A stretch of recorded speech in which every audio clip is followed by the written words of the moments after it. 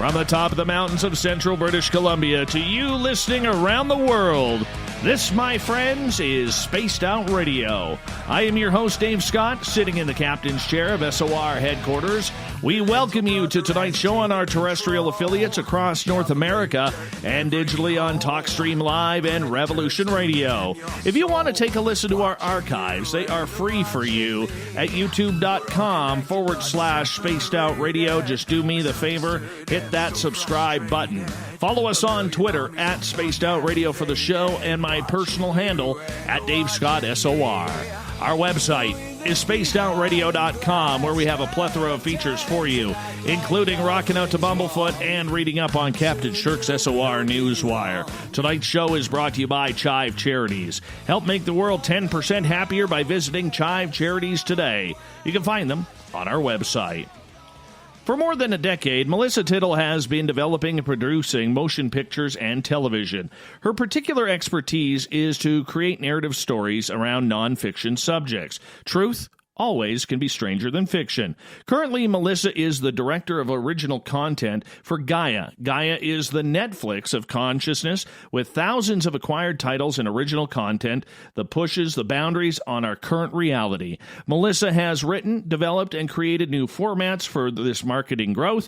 Gaia has gone from 100,000 subscribers when she started to over 500,000 currently. The company is now launched in 5 different languages and in over 80 countries. Her website, MelissaTittle.com. She also has a great podcast out that I want you to check out as well, called The Cosmic Cantina. It can be found on Spreaker as well. Melissa Tittle, welcome to Spaced Out Radio for the first time. How are you? Good. Thanks for having me.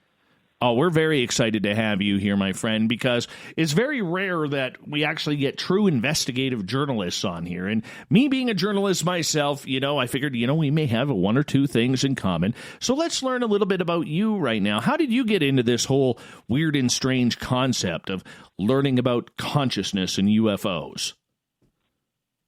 All together at the same time.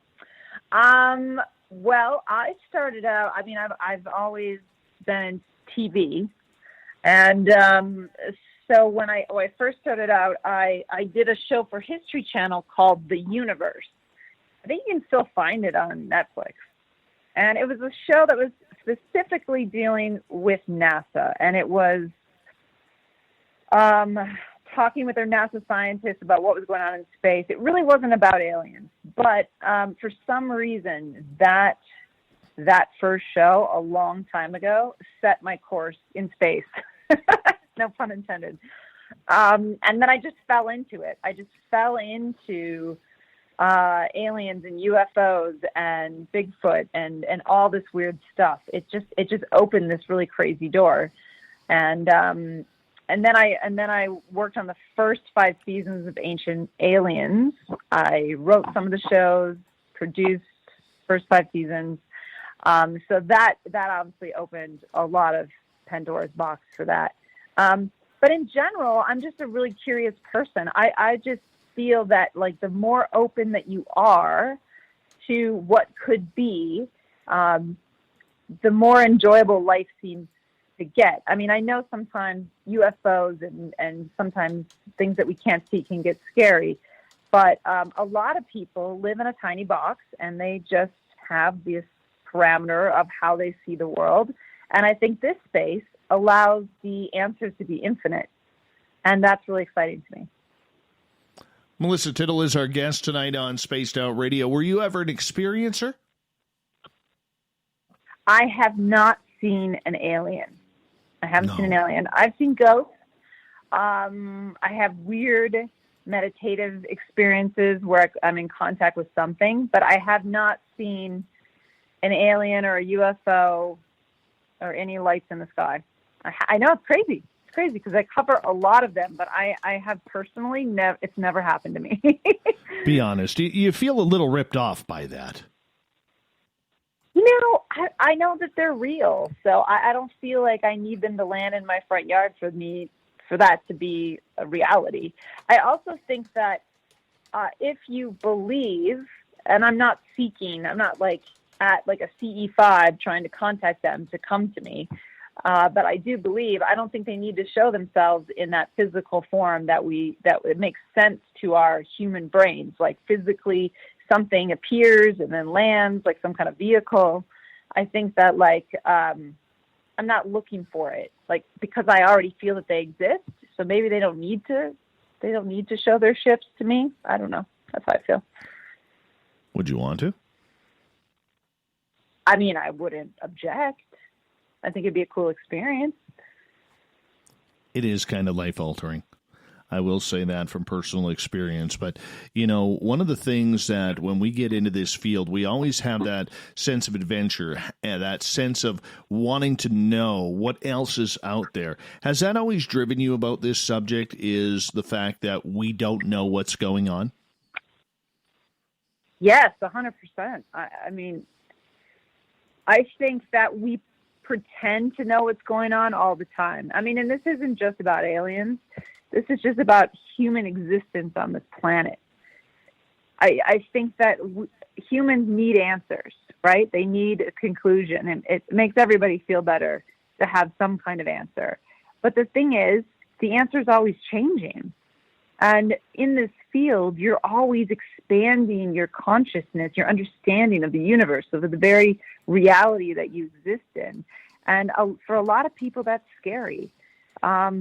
But for me, it's amazing. I love my job. Like, I couldn't imagine doing anything else.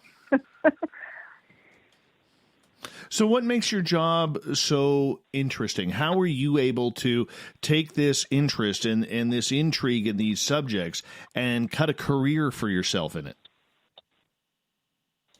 You know, it kind of cut its own career. I think Ancient Aliens really set it on the course. That was the first show. And I mean, they're on their 27th season or something. It's insane. But that was the first time that on mainstream television, somebody had attempted to tell a bigger story. And it's called Ancient Aliens, and people watch it and they're forgiving of what we're really trying to say. And what we're really trying to say is that, could it be possible, I'm going to use even the same words that they say in the show, could it be possible that every religion, every thought process is literally from the same source? And we get away with it because we just insert the word alien. Now, that doesn't mean that aliens aren't involved, because we haven't figured out what the source is of the same knowledge that everybody seems to have. They've just decided that it's all separate. And in that process, that show somehow got greenlit on mainstream television, where we're calling Jesus an alien. And it really opened people's minds. They started to think in their head, could that all be connected? And if it is, what is the source? Is the source aliens? Is the source something extra dimensional? Is it human? We don't know. But that was the first show that attempted to really mainstream, get people to think outside the box. And then from there, that really carved out my career. So, you know, that's how Gaia found me. Gaia wanted to bring me on to kind of head up a lot of these shows and bring a lot of these people on that are either researchers or experiencers, or they came across some cool knowledge, or they're investigators, or they're scientists in this alternative field. And so on a daily basis, I'm constantly talking to people that have held alternative views on what's going on, whether it's aliens, whether it's science, consciousness, transformation. And it's just interesting, because I feel like I'm in a library of knowledge, which is awesome. Melissa, how do you deal with and decipher the real from the BS out there? Because there is a lot of crap being thrown at every researcher out there. A lot of it is real, but the majority of it is just a bunch of tall tales and people trying to get their 15 minutes of fame. True. But I think that in every story, everybody's experience, whether it's 80, 90% BS or 10% BS, I think that there is an element of truth in everything. Now, that doesn't mean that I'm an overly positive person and everybody is telling the truth. That's not the case. But I think that if you go into it trying to find who's not telling the truth, I mean, where are your bases? I mean, like, people do that all the time in this field, but there's no boundaries. There's no guardrails. So there's no guardrails, and then somebody says to someone else, "You're wrong," but there's no basis. You know what I mean? There's no home base. This is the reason why the academic world is the way that it is. There's a basis for how things work, and so somebody can call true or false. But in this place, you can't. So I just look at it like, okay, there's an element of truth in everything. So what is that piece? And do people want 15 minutes of fame? Of course. People want 15 minutes of fame for everything. But what's important for that person to say at this point in time? Could there be a grain of truth in that? And then what is interesting about that? And sometimes people have things to say that just aren't interesting, you know? But no, I get you there. Yeah. I mean, some people, but I just have a level of respect. Like, once they've gone through the process of writing a book, they've gone through multiple kind of like media presentations. They know their stuff.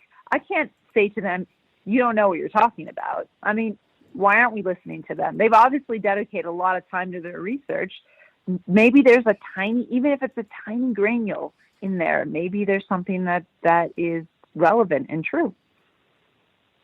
Melissa, you are someone who works very closely in this field, but let's face it, you're like me. You're not a relatively known big name in the paranormal, supernatural, UFO community. On the television side and through Gaia, you would be, but you're not a big player like I'm not a big player in this field. So when you look at the field the way it is, with the amount of researchers out there, with the amount of people doing this work, whether it's through ancient aliens, whether it's through UFO research, consciousness, psychic ability, whatever it may be, do you think we are closer to getting any answers to these mysterious questions than ever before, or are we still miles apart away?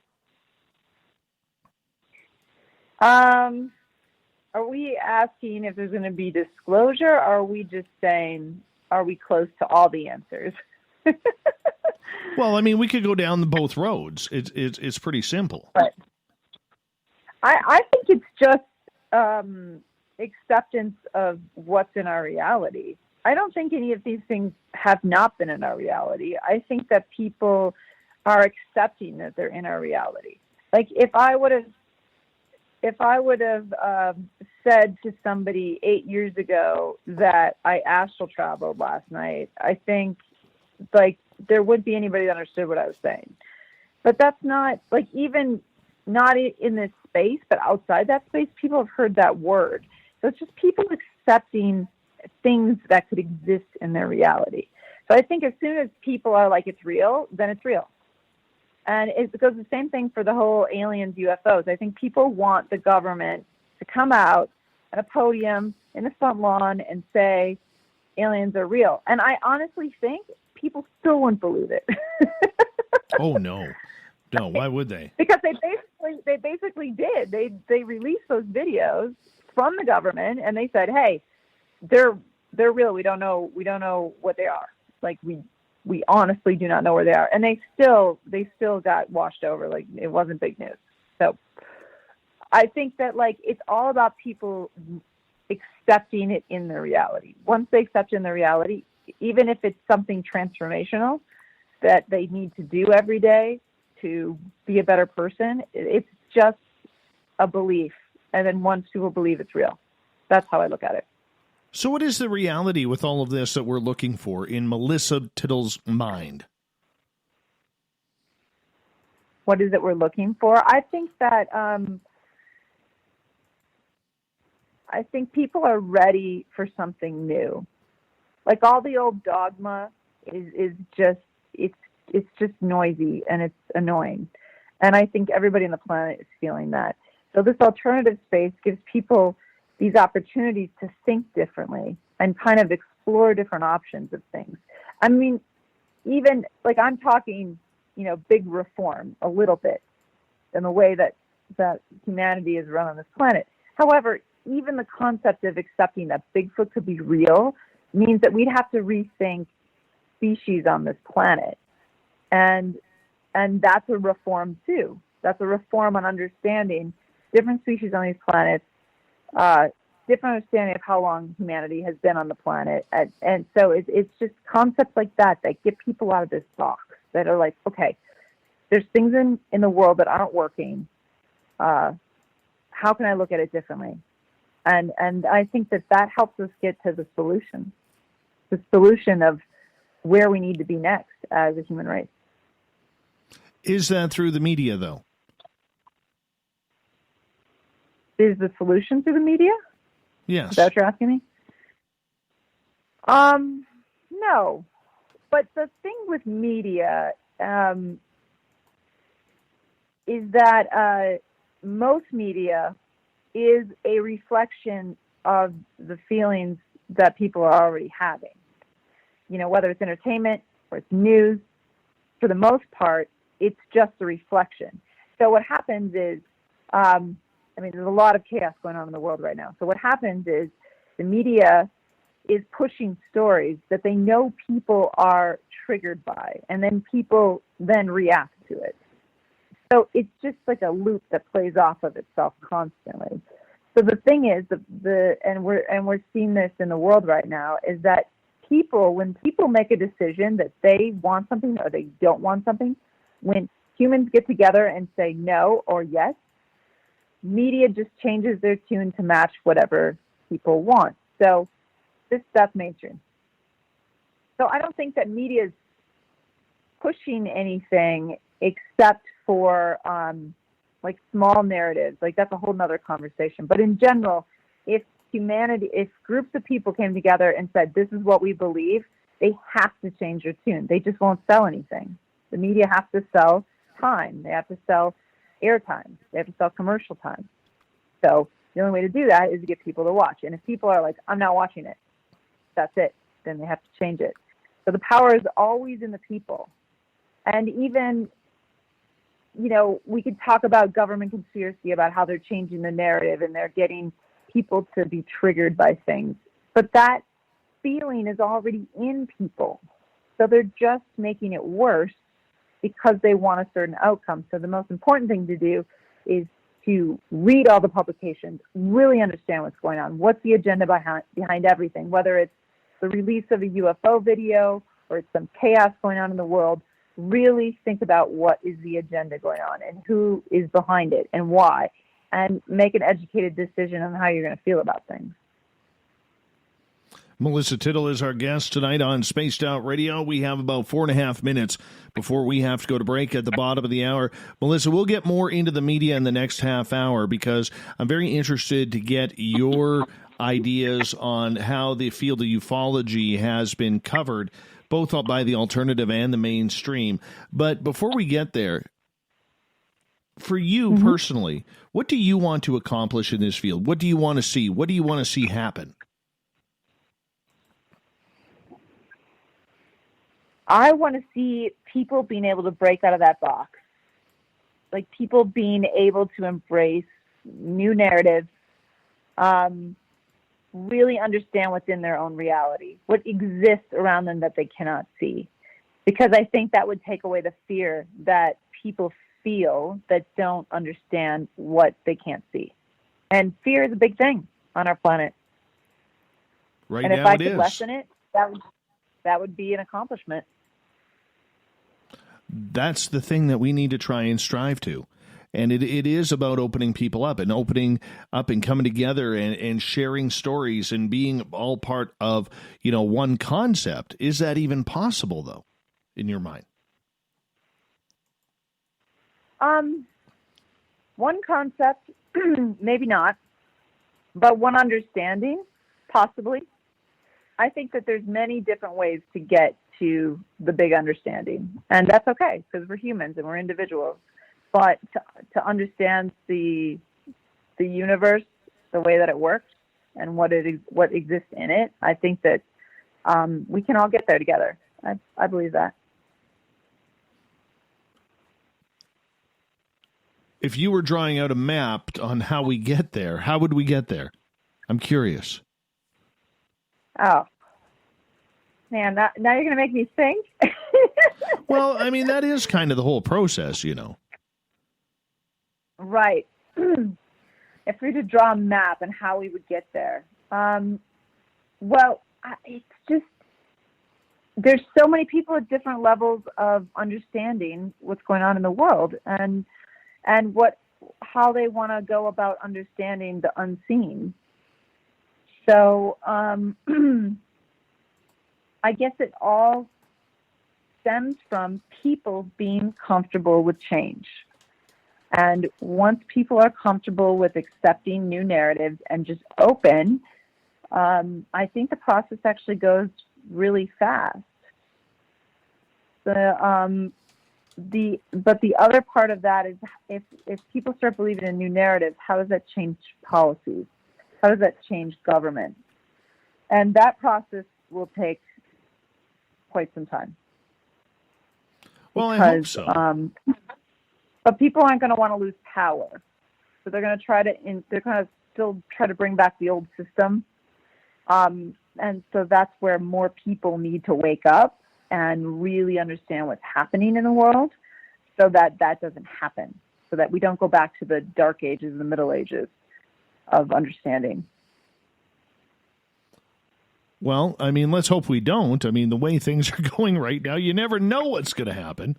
You never know what's going to happen. But I mean, you know, it is very easy to see right now with the way we're acting on this planet why the aliens are just staying away.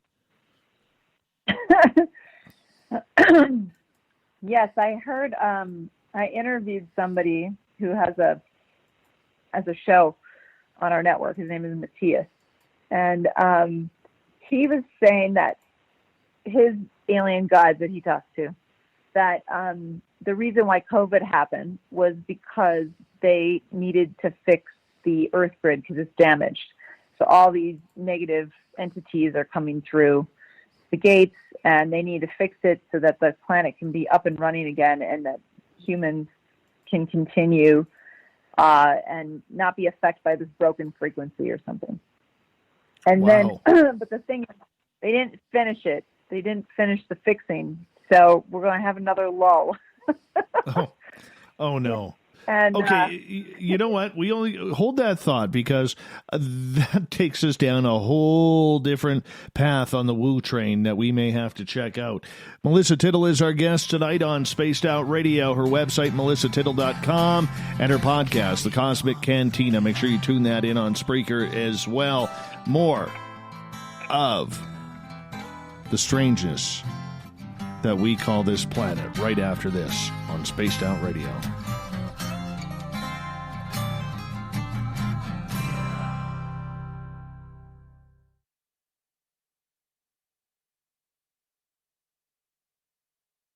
Hey, space travelers, this is John Resig, founder of the Chive and Chive Charities. If you know anything about our website, you know we like to do things a little differently. We're not some faceless organization collecting money for a nebulous cause. Our donor dollars go directly toward life-improving items. Then we give those items directly to an underdog who needs it most. To become a donor with Spaced Out Radio's official charity, Chive Charities, just go to chivecharities.org/donate. From the heartlands of Canada to beards around the world, we know how to take care of you. Fill your follicles with the Mighty Moose Beard Oil. All our oils and balms are handmade and 100% natural ingredients because we care about your beard. And hey, use the promo code SOR2019 and get your Mighty Moose Beard Oil today. You can check us out on our website, mightymoosebeard.com.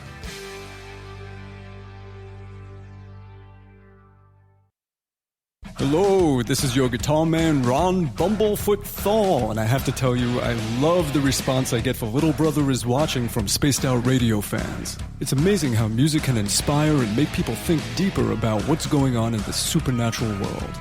You can head over to my website, bumblefoot.com, to check out my music, my guitar workshops, my touring, even check out some of the hot sauces that I'm working on. And make sure you keep on listening, because with Spaced Out Radio, you know Little Brother is watching. We're adding to the entertainment online for Spaced Out Radio. I'm Amber Beckrud, and I want to invite you to subscribe to our YouTube channel and check out Cryptid Tales, where I will take you on a journey into some of the strangest legends and lore from around the world, relaying the stories to you of the strange creatures and experiences that people have had throughout time.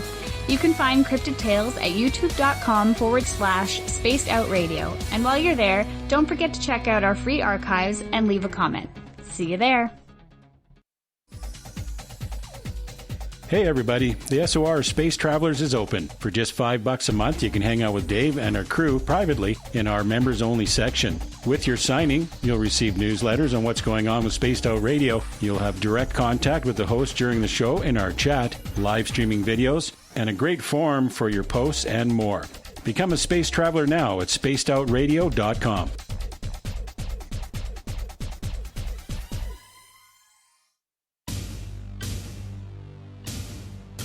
You wanted new SOR gear, and now you can have it. The SOR Vault is fully stocked with t-shirts, hats, hoodies, mugs, and everything in between, with great logos for you to choose from.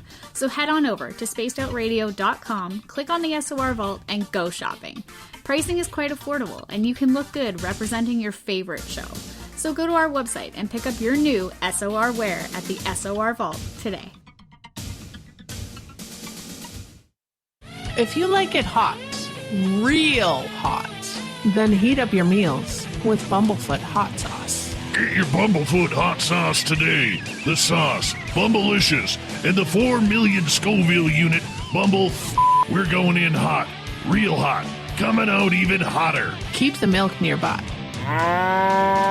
and tantalize your taste buds tonight. Bumblefoot hot sauce, available now at kajans.com.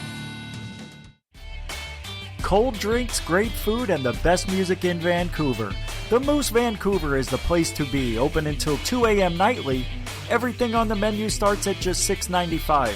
Who serves food that cheap anymore? At the Moose, you'll never know who you'll run into. Rock stars, actors, athletes. It's the place everyone wants to be.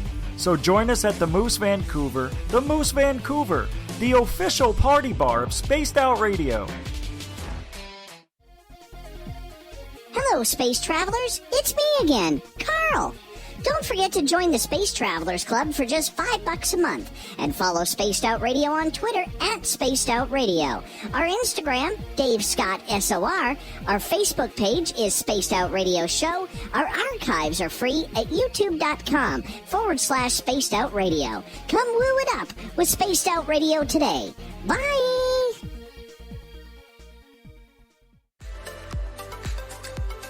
Are you looking for great advertising value for your company? Look no further than Spaced Out Radio. We have a multitude of places to get your name out there, including commercial ads during the show, special promotions, and banners on our website. Our audience is proven to support the companies that support our show. We can make your budget work for you. So for more information, please contact us at sales@spacedoutradio.com. At spacedoutradio.com, we are keeping you up to date on all the news with the SOR Newswire. Captain Shirk leads the team that is bringing you the news of the day and exclusive stories on everything paranormal and supernatural. It's free to read, it's updated daily, and it's right there for you.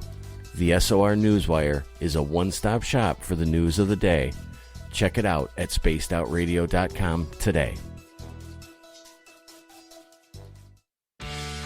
Need that weekend's supernatural fix? Look no further than Spaced Out Saturday right here at spacedoutradio.com. I'm Stacey Edwards. And I'm John Edwards. Each Saturday night, Stacey and I are going to bring you the best in paranormal, cryptids, UFOs, you name it, and we're going there. It's all about the experience and to share the knowledge with all of you. So tune us in every Saturday night on Spaced Out Saturdays, starting at 9:06 p.m. Pacific, 12:06 a.m. Eastern, only at spacedoutradio.com.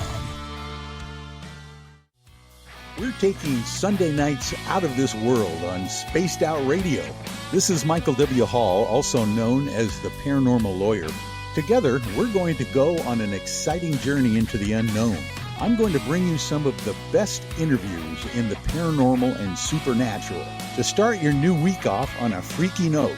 So tune in to Spaced Out Sundays with me, Michael W. Hall, only on spacedoutradio.com.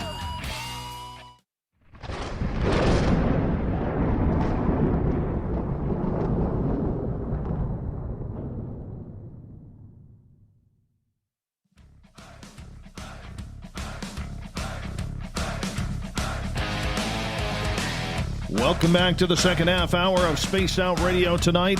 I am your host, Dave Scott, sitting in the captain's chair of SOR headquarters. Great to have each and every one of you with us. Thank you so much for tuning on in. We want to remind you that if you've missed portions of this show or others, you can check out our free archives by going to youtube.com/Spaced Out Radio. Just do me the favor, hit that subscribe button. Follow us on Twitter at Spaced Out Radio for the show, and my personal handle at Dave Scott SOR. And our website is spacedoutradio.com, where we have a plethora of features for you, including rocking out to Bumblefoot and reading up on Captain Shirk's SOR Newswire. Melissa Tittle is our guest tonight on Spaced Out Radio. She is one of the top people when it comes to Gaia. Yes, she is director of original content for Gaia. She also has this fantastic podcast called The Cosmic Cantina. And we welcome her back to tonight's show. Melissa, thank you for joining us. I'm back. Yeah, we're glad to have you here. Glad to have you here. Thank you for coming on in. Happy to be here. All right. You're somebody who has a media background, much like I do and many others out there. Not very many in the field of ufology, though. When you look at the way over the last couple of years the mainstream media has handled the UFO subject for now, what's your thoughts on it? Good, bad, indifferent, drop the ball? What's your thoughts? We're talking about mainstream media? Right? Yeah, for now. Yep. I think that they 100% dropped the ball. I also think that there's an agenda behind that. So I think that there is. It's like they drop information to see how it's received, and then they proceed on however they want to keep going with that. So I think it's just a lot of different messages. There's not one clear message. There's not one clear camp. And I think that's what really frustrates people. I think that that's what people want more than they want aliens to land on the White House lawn, which of course everybody wants because that would be fantastic. But they want there to be like a clear narrative. Because it's like, are they real? Are they not real? And then, even with the Nimitz situation where the government came out and said, yeah, no, wait, they're real. We know that for the last year or so, we've been pretending like they're not real because we just let Tom DeLonge and his people kind of take the narrative. But then they came out and said that they're real. And then if you watch any of the mainstream media, like CNN, Fox, you go the whole gamut, not just one source, but all of them. And you look at the way that they're addressing it, they're still laughing about it. They're like, well, I guess the government is saying they don't know what these things are, and they're making a joke of it. And you're thinking like, that's a pretty big deal. So it's really funny. There's just it's just the constant confusion to people that maybe aren't diehard in the space of, are they real? So there's still a question. And I think that the media is just kind of like, they don't have to do anything because not everybody is saying they're real. So they just kind of act like it's a joke. How do you think that the media has dropped the ball on the mainstream? They just don't take it seriously. It's just a joke. It's still like to this day, like just like a couple months ago, like still a joke. Like, Fred, can you believe it? The government says they don't know what these videos are, but people think that they're aliens, or the UFOs. So it's just a joke. And that confuses people that aren't like hardcore researchers. Just like somebody who's watching the news and just kind of, not interested, but hearing this and watching it, and somebody's just making a joke about it instead of saying, hey, this is really serious. The government just admitted that they don't know what these things are. So It doesn't get those people off the couch to say, is that really real?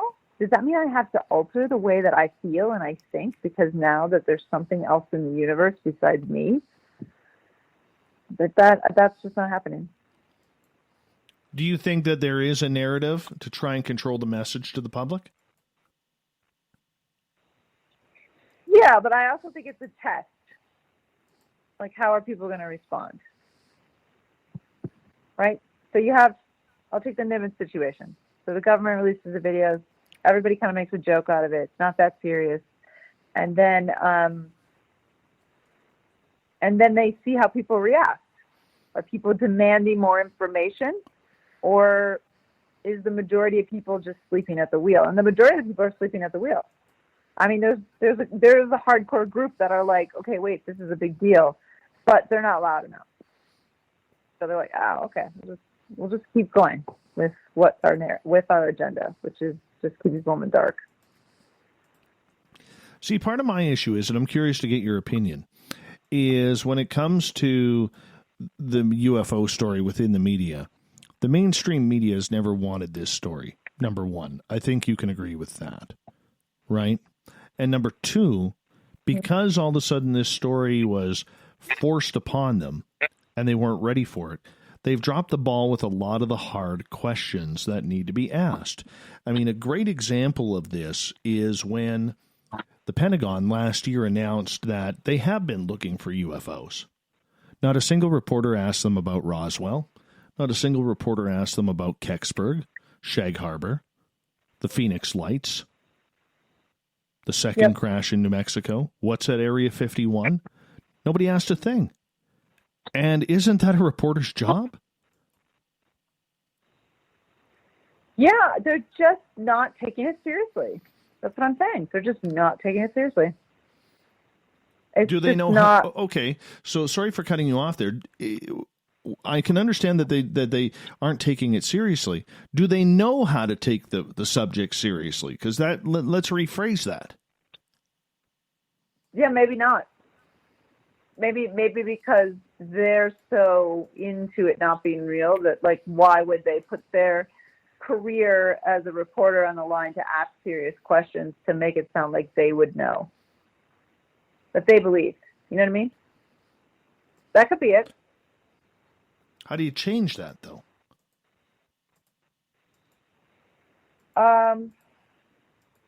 Make it so that it's not this weird thing where, like, weird people just are into UFOs and aliens. Like, really embrace it as something that's real. Without having, it's kind of saying, like, is God real? Well, I mean, I feel like he is, and I don't even have to be religious. I could be spiritual, but I could say, but I don't. Do I have proof? You know, I don't know. Do I? I mean, I feel like I do because I feel like I have a connection, but do I? So but like a reporter, if they had to do a piece on somebody who believed in God in a different way, they wouldn't take it as a joke. They would understand that they have to ask certain questions around that. And so it's weird. It's like we have a lot of people that have proof that things have happened to them. We have so many cases. I did a show with MUFON, and I learned a lot about their filing system and how they keep track of all the UFO sightings that get reported to their agency. I mean, and there are thousands all over the world happening every month. And those people don't know each other. And they explain the same thing over and over again, constantly. So it's like, as a reporter, you think that, like, maybe they would get to that point where they would be okay, like, digging a little deeper, whatever they feel. But, you know, also, there's a new thing happening with journalism. And I talked to a friend who, I think she was at Columbia. I'm trying to think of what university she was at. But where they're training journalists to take one side or the other. They're not training them to be open-minded, because they can make a career out of having one opinion in one area. Like, they're going to hire this person because they are opposed to this policy. And then that person writes this area in the newspaper, in the magazines, in the digital publications, in, for major and mainstream TV. So maybe it's this idea, and instead of it being kind of like the 60s and 70s where it was like this investigative journalism, it's more like you have to have an opinion and you stay in that box. Yeah, that's not cool. That's dangerous for the entire public. That is very dangerous for the entire public. And it also, we get back to like a narrow-mindedness. And, I just think of like the situations that are happening right now. Like, everybody has an opinion. Which is fine. I mean, that's what being human is about. But you get people that are like venomously having one side or the other. And you have to think, like, are they part of the agenda? Now, when you say agenda, what do you mean by that? Well, I feel that the biggest agenda for people in power, I'm not just talking about America, I'm talking about all countries, the world. If you keep people in fear and you keep people separated, and you create a constant environment where people feel that they are different than others, you have control, because those people need you to be the mediator. They need you because they can't get along, right? But they create those situations, and so people get triggered, and they create separatism.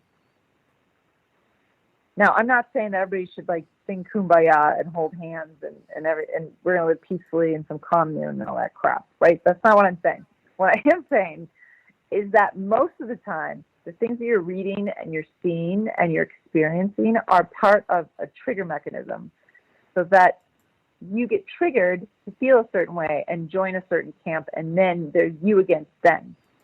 And that is where the agenda is, to keep people under this power, this old structure, even when it seems like we're breaking it down. So you believe there is some sort of Illuminati type agenda going on right now that is trying to keep everybody on this planet down? Yeah, I do.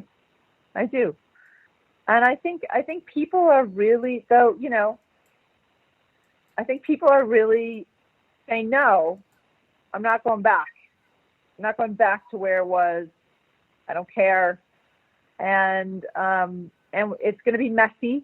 It's going to be chaotic. But I think as long as people stay open-minded and the goal is that we really are united as human race, I think that we take the power back. It's very simple. It's not that we get people to just change policies. We force them to see it the way that we, as the human race, want it. It's just like advertising and marketing. It's just like we talked about the mainstream. If they can't sell it to you, they can't make it. So that's where, back to the individual.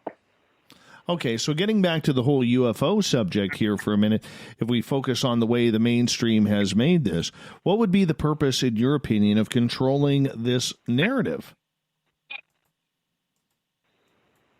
Well, the thing is, and we're assuming that they do, because there's just so much anomalous data, right, and official data.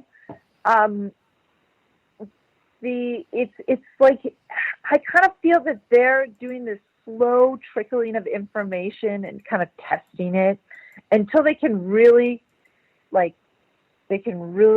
show us what they've been working on. Because if they've had alien technology since the Roswell crash, if they've been in contact with ETs, if they've been building a secret space program, they're going to need civilians to participate. So they're at some point they're going to have to be like, okay, we didn't want to tell you, but so we have this whole other thing going on, and we really want you to be part of it. And here's the aliens. But I feel like this is just this kind of slow, just kind of testing the waters to see where everybody's at and how they're absorbing it. I mean, we have so many aliens in sci-fi movies. We have so many sci-fi movies of people living in space and war in space and different alien groups that it's like if and when it happens, I think people are going to be like, oh, okay, I kind of understand that, because they've watched so much of this crap on TV. Kind of getting them ready. That makes sense. Do you think then that there is a tie between Hollywood and the alien movies that they create comparatively to what the government is trying to hide from the public in regards to this subject? Yeah, I definitely think so. But we did a podcast on this. A lot. I'm just talking from experience. When you really get into a project, and either someone tells you, do you need to write something and make something or produce something or direct something, or you get the inspiration, you have an idea, and you're like, I'm going to make this, I'm going to present it, this is a good show. When you get into that space as a creative person in Hollywood and working for the Hollywood system, there's something that happens to you. It's as if something starts influencing you. And it's not because the government called you up and be like, I really need you to make the aliens look this way. Like, that's not what happens. But something starts writing it for you. And you have to ask yourself, where is that coming from? And that happens to me all the time. And I can't tell you, like, there's an alien that showed up in my room and they gave me all the information for this sci-fi movie or something. No, that's not what happened. But it is a divine inspiration that comes through. And I think that's what has been happening in the last 10 years in Hollywood, is that there's just this inspiration for this kind of like exploration of sci-fi and understanding and aliens. And are they good? Are they bad? Should we be afraid? Should we embrace them? Is it the lovable ET, or is it the, aliens coming to destroy us type of thing? But that leads to another question, though. I mean, right now, whether it's through Hollywood, whether it's through Tom DeLonge or whomever, we keep hearing this word threat, and it's a real negative ET agenda. I mean, when's the last time we saw anything good with ETs on the television or movie screen? And then we hear, all these television shows going into, we got to take this as a threat. They're coming down to get us. We don't know what they're talking about. We don't know what they're doing or what have you. I mean, it's just absolutely ridiculous. And yet, I'm pretty sure it doesn't take a rocket scientist like Science Bob to literally understand the fact that they haven't taken us over yet. They've allegedly been here for thousands of years, and they haven't, enslaved us. They haven't taken over the planet. They haven't used us as food. They haven't, destroyed or maimed mankind or humankind or whatever word you want to use for that. And you'd think that if they have the technology to travel light years or hundreds of thousands of light years away to get here to little old Earth, you might think that they may have the technology to pretty much wipe us out. To me, that's just logical. That is true. And if you look at Stephen Greer's work, he's got several documentaries on Netflix. He really talks about the fear machine, and he runs CE5, which is getting in contact with aliens, and he explains how it's positive. It's a positive feeling, and people feel positive when they're in these CE5. Now, I think that the fear propaganda is because they want to continue building their war machine in space. And that would make sense if they're going to disclose that to us at some point, why we would need to have one there if we're pushing that we need to be afraid of something. So that would make sense. But, and the whole thing with Stephen Greer and his research about how, like you said, they haven't come down, they haven't eaten us, they haven't bothered us, like, why are we worried? Why are we being that way? I think that's a good approach too. Like, why are we so worried? However, I can't get comfortable with the fact that we shouldn't, like, number one, we shouldn't be worried at all. And two, we should be fearful. I think I should, somewhere in the middle. Because there's a lot of reports from people that aren't good where they get experimented on and stuff. I'm not gonna outrule that they're all fake. I think some of those could be real, but I don't want to be afraid of something, yet I want to be cautious. But I think that whole thing of like, oh, they're coming here to hurt us is just part of building the war machine in space. And that's the big question. Yes, the United States has created a Space Force. But I think officially, Space Force was created like in the 80s or something. Like there was legitimately, they just rebranded the name, but there was legitimately a Space Command created in the Air Force in the 80s in the United States. Now it's rebranded as Space Force. And I think it was in May, they launched like a trailer, a recruitment video to join Space Force.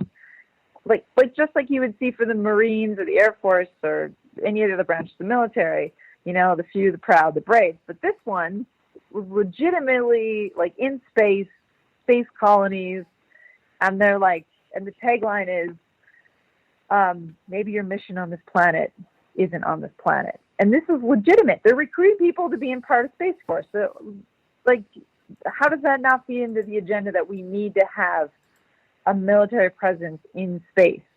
For what? So they're building that agenda.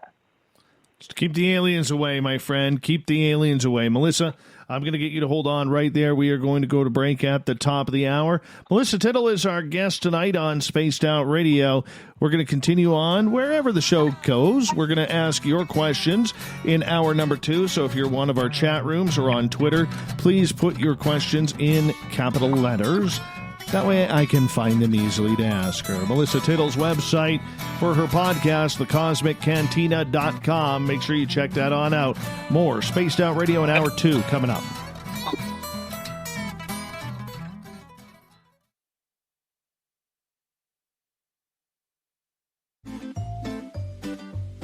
Looking for creative ways to get your company out in the public? How about advertising on Spaced Out Radio? Our sales department is waiting to hear from you, and we can work around any budget. From commercial spots to banners to special promotions, there are many opportunities to get your name and product out to our SOR listeners. For a price guide and more information, please contact us at sales@spacedoutradio.com. Are you intrigued by Paranormal Talk Radio? You'll love the new Paranormal Radio app from TalkStream Live. You'll find a great selection of talk shows covering UFOs, ghosts, strange phenomena, and much more. Download the Paranormal Radio app now and start listening to the very best in paranormal talk entertainment, including the network you're listening to right now, the Paranormal Radio app, free in Google Play and the iOS App Store. For the price of 1 cup of coffee a month, you can become an SOR Space Traveler. The Space Travelers Club is a place where you can interact with other listeners, either live during the show or on our great forum. We want your stories, pictures, comments, and ideas. You'll get live video streams, exclusive content, and be a part of our newsletter. Stay in touch with everything SOR. The Space Travelers Club is just $5 a month at spacedoutradio.com.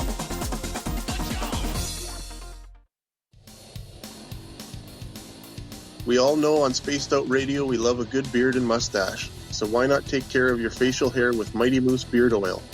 Made in Canada, We're taking care of beards and stashes around the world. We use 100% natural ingredients with our oils and balms to make your whiskers feel silky smooth. Use promo code SOR2019 at MightyMooseBeard.com today.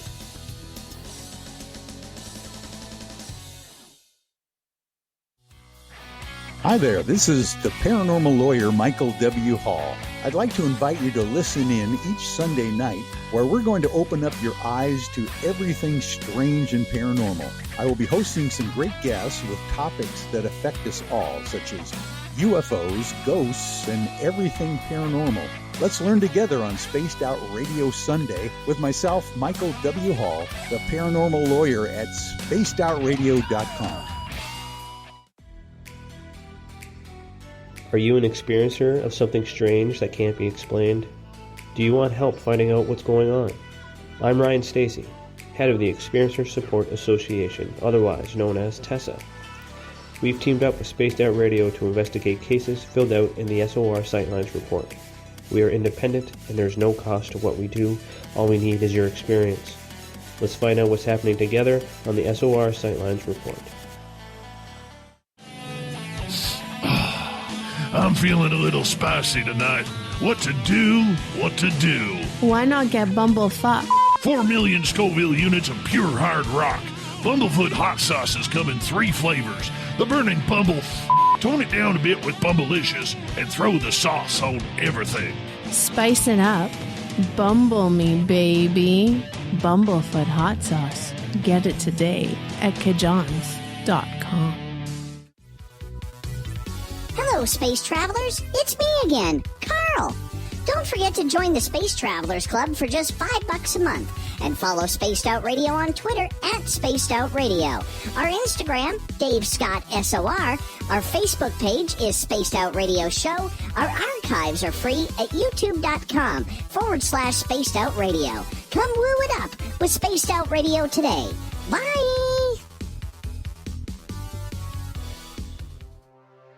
We are scouring the world for the most intriguing stories of your day. Take the time to read up on the SOR Newswire, where our team, led by Captain Shirk, will deliver to you some of the best paranormal and supernatural news, along with some stories that will blow your mind from the weird to the wacky. It's the news outside the news that piques interest, and that's what we're looking to deliver to you. The SOR Newswire, only at spacedoutradio.com. Hey, space travelers, this is John Resig, founder of the Chive and Chive Charities. If you know anything about our website, you know we like to do things a little differently. We're not some faceless organization collecting money for a nebulous cause. Our donor dollars go directly toward life-improving items. Then we give those items directly to an underdog who needs it most. To become a donor with Spaced Out Radio's official charity, Chive Charities, just go to chivecharities.org/donate. The party is always on at the Moose Vancouver. The Moose Vancouver is where you want to be when visiting Canada's West Coast. Open until 2 a.m. nightly, the Moose cranks up the rock while serving some of the best rated food in the city. The menu starts at $6.95. Why party anywhere else in Vancouver when the Moose is right there? Get your horns up and rock with the Moose, the official party bar of Spaced Out Radio. Hi, this is Amber Beckrud, and I want to invite you to subscribe to our YouTube channel where we store all of the SOR show archives for free. And as an added bonus, every 2 weeks I'm posting brand new content on Cryptid Tales, where I will get into some of the spookier legends and folklore from around the world and tell the stories that go with them. Find us at youtube.com/Spaced Out Radio and check out Cryptid Tales today. Drop a comment and let me know what you want to hear. See you there. Hey everyone, I'm John Edwards. And I'm Stacey Edwards. Together we're taking over Saturday nights on Spaced Out Radio, where we're going to bring our own experiences of the paranormal and talk to the best people we can find to help bring you answers to your strange tales. We're here to entertain your need for weekend woo! So tune us in at spacedoutradio.com starting at 9:06 Pacific, 12:06 a.m. Eastern, where we can all get a little spooky together. Spaced Out Saturday nights right here at spacedoutradio.com. Get your horns up with me on Spaced Out Radio. This is Ron Bumblefoot Thal. Come tune in to SOR where you can hear me rock out with Little Brother is Watching, the official theme song of Spaced Out Radio. And then come on over to bumblefoot.com where you can find out about my tour schedule, my music, and everything else. Bumblefoot.com keeps you up to date on what I'm doing and the best way to stay in touch with my music and music camps. Sign up for my newsletter at bumblefoot.com and remember, Little Brother is Watching.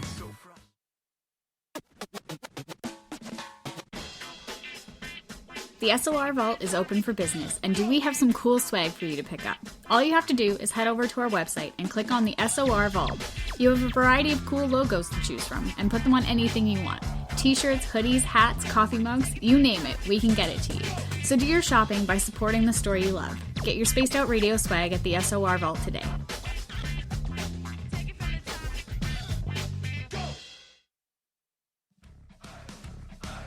You're listening to Spaced Out Radio with Dave Scott. Follow Dave on Twitter at Spaced Out Radio and on Facebook, Spaced Out Radio Show. Hour number 2 of Spaced Out Radio is underway tonight. I am your host, Dave Scott. Thank you so much for tuning us on in tonight. We are proud to broadcast to you live, especially on our terrestrial affiliates across North America and on the digital side on TalkStream Live and Revolution Radio. If you want to check out our archives, they are free for you at youtube.com/Spaced Out Radio. Just do me the favor, hit that subscribe button. The Desert Clam has set the password for tonight in the SOR Space Travelers Club. Auditorium. Auditorium is your password. Use it wisely, space travelers, as the Clam sets a password each and every night right here on Spaced Out Radio. Our website, spacedoutradio.com. We have a plethora of features for you, including reading up on Captain Shirk's SOR Newswire, rocking out to Bumblefoot, and much, much more. Follow us on Twitter at Spaced Out Radio for the show, and my personal handle at Dave Scott SOR. Tonight we are talking with Melissa Tittle. She works for Gaia, as well as has a great podcast called The Cosmic Cantina. You can find that at thecosmiccantina.com or listen to it on Spreaker.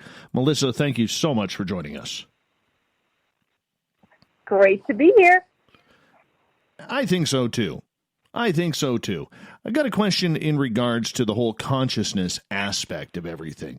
What role do you think consciousness plays, whether it's with ET contact or just getting in tune with your own self? Oh, such a big part of it. Because again, we just go back to how open are you to understanding your reality? And that has to do with evolving and the expansion of consciousness, just individually, and then of course as a whole. As a society, as a human race, that kind of thing. And that allows different concepts of understanding what exists around you, in you, above you. For people who may not understand what consciousness is all about or how it is a part of our everyday lives, what is your definition of it and how does it work? How does consciousness work? Consciousness is an awareness of what is happening to you and around you at all times. So there is an understanding that there is a mass consciousness.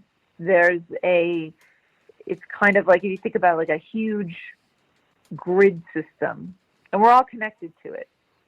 And we have access to how other people feel and what's happening over here versus over here. We're all part of that. We upload our consciousness into it. And that mass consciousness, we're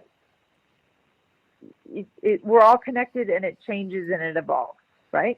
So as much as you are contributing to the consciousness grid, the consciousness grid is contributing to you.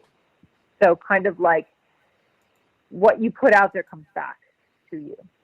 And so there's an understanding of an individual experience, and then there's the understanding of this large-scale, massive connection where it's not just humans, it's animals, it's plants, like everything that's biological and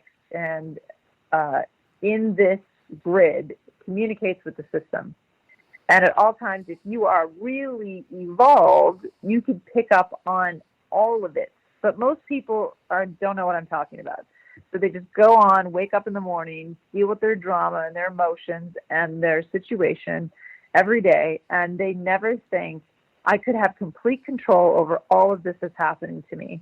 And at the same time, I could get more information from this field that exists for my own knowledge, for my everyday life and living. And that's what evolution is about. You understanding your contribution to that conscious field, and then you being able to grab information from that conscious field for yourself. How do we get there? I hope that makes sense. It's so complicated. No, I think it does. But how do we get there? Get to where people really understand about the field of energy that surrounds them, and which is in themselves. Is that what you mean? Yes. How do we get there?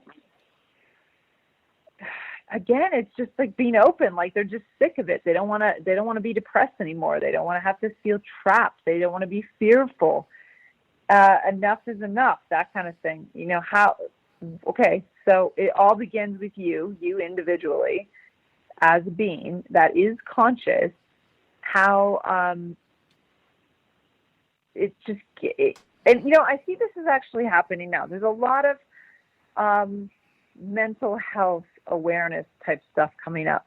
This is important because there's a lot of people that don't have access or don't think outside the box to really starting to understand how their body works and how their body works with the field. But with mental health awareness, that's a good start. It's a good start for people to really start to hone and wait, hold on, I can control this. It's happening to me. It's not just happening to me. I'm contributing to it happening to me. That's a first step.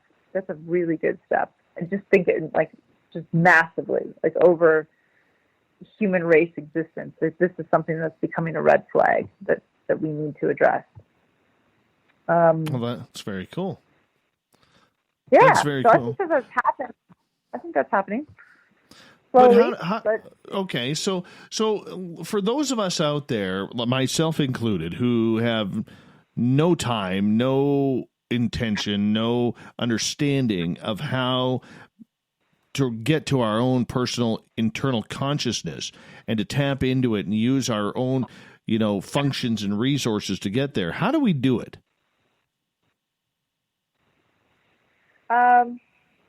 How do we do it? That is a good question. Well, maybe not how we do it. How do you get there? You're up at 4:00 every morning. I know, right? Like a crazy person. Well, let me see if I can simplify this because I have lots of ways to get there, depending on what I need to clear. Because I've been doing this for a while, so I understand what's happening with my body and when I feel things and all that kind of stuff. So the one thing that I try to tell people that are starting this for the first time, everybody wants to meditate, right? Or they want to try it. And then they're like, I can't clear my head, so it didn't work. Instead of trying to focus on clearing your head, which I think is just mind-blowing to people, it just drives them nuts, is to focus a light coming down through the top of your crown of your head, through your body, like a golden light, through your body all the way to your stomach, and feel it drop into your stomach. Just focus on the inside of your stomach, like what it looks like, what this golden light looks like in your stomach. And just literally focus, just imagine that you are inside of your stomach and what it looks like, what the stomach lining looks like. I know this sounds gross, but what happens there is that you are shutting your mind off of thinking about how you're not supposed to think about something, and you're creating an awareness inside of your body.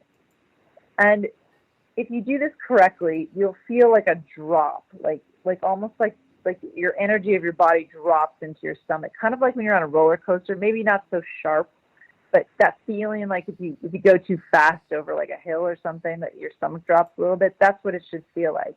And you'll start to realize that you can really start to control parts of your body. And just that alone is the beginning of meditation, and where you start to understand that you can have control over how you feel, what your body is doing, and how you're controlling that information.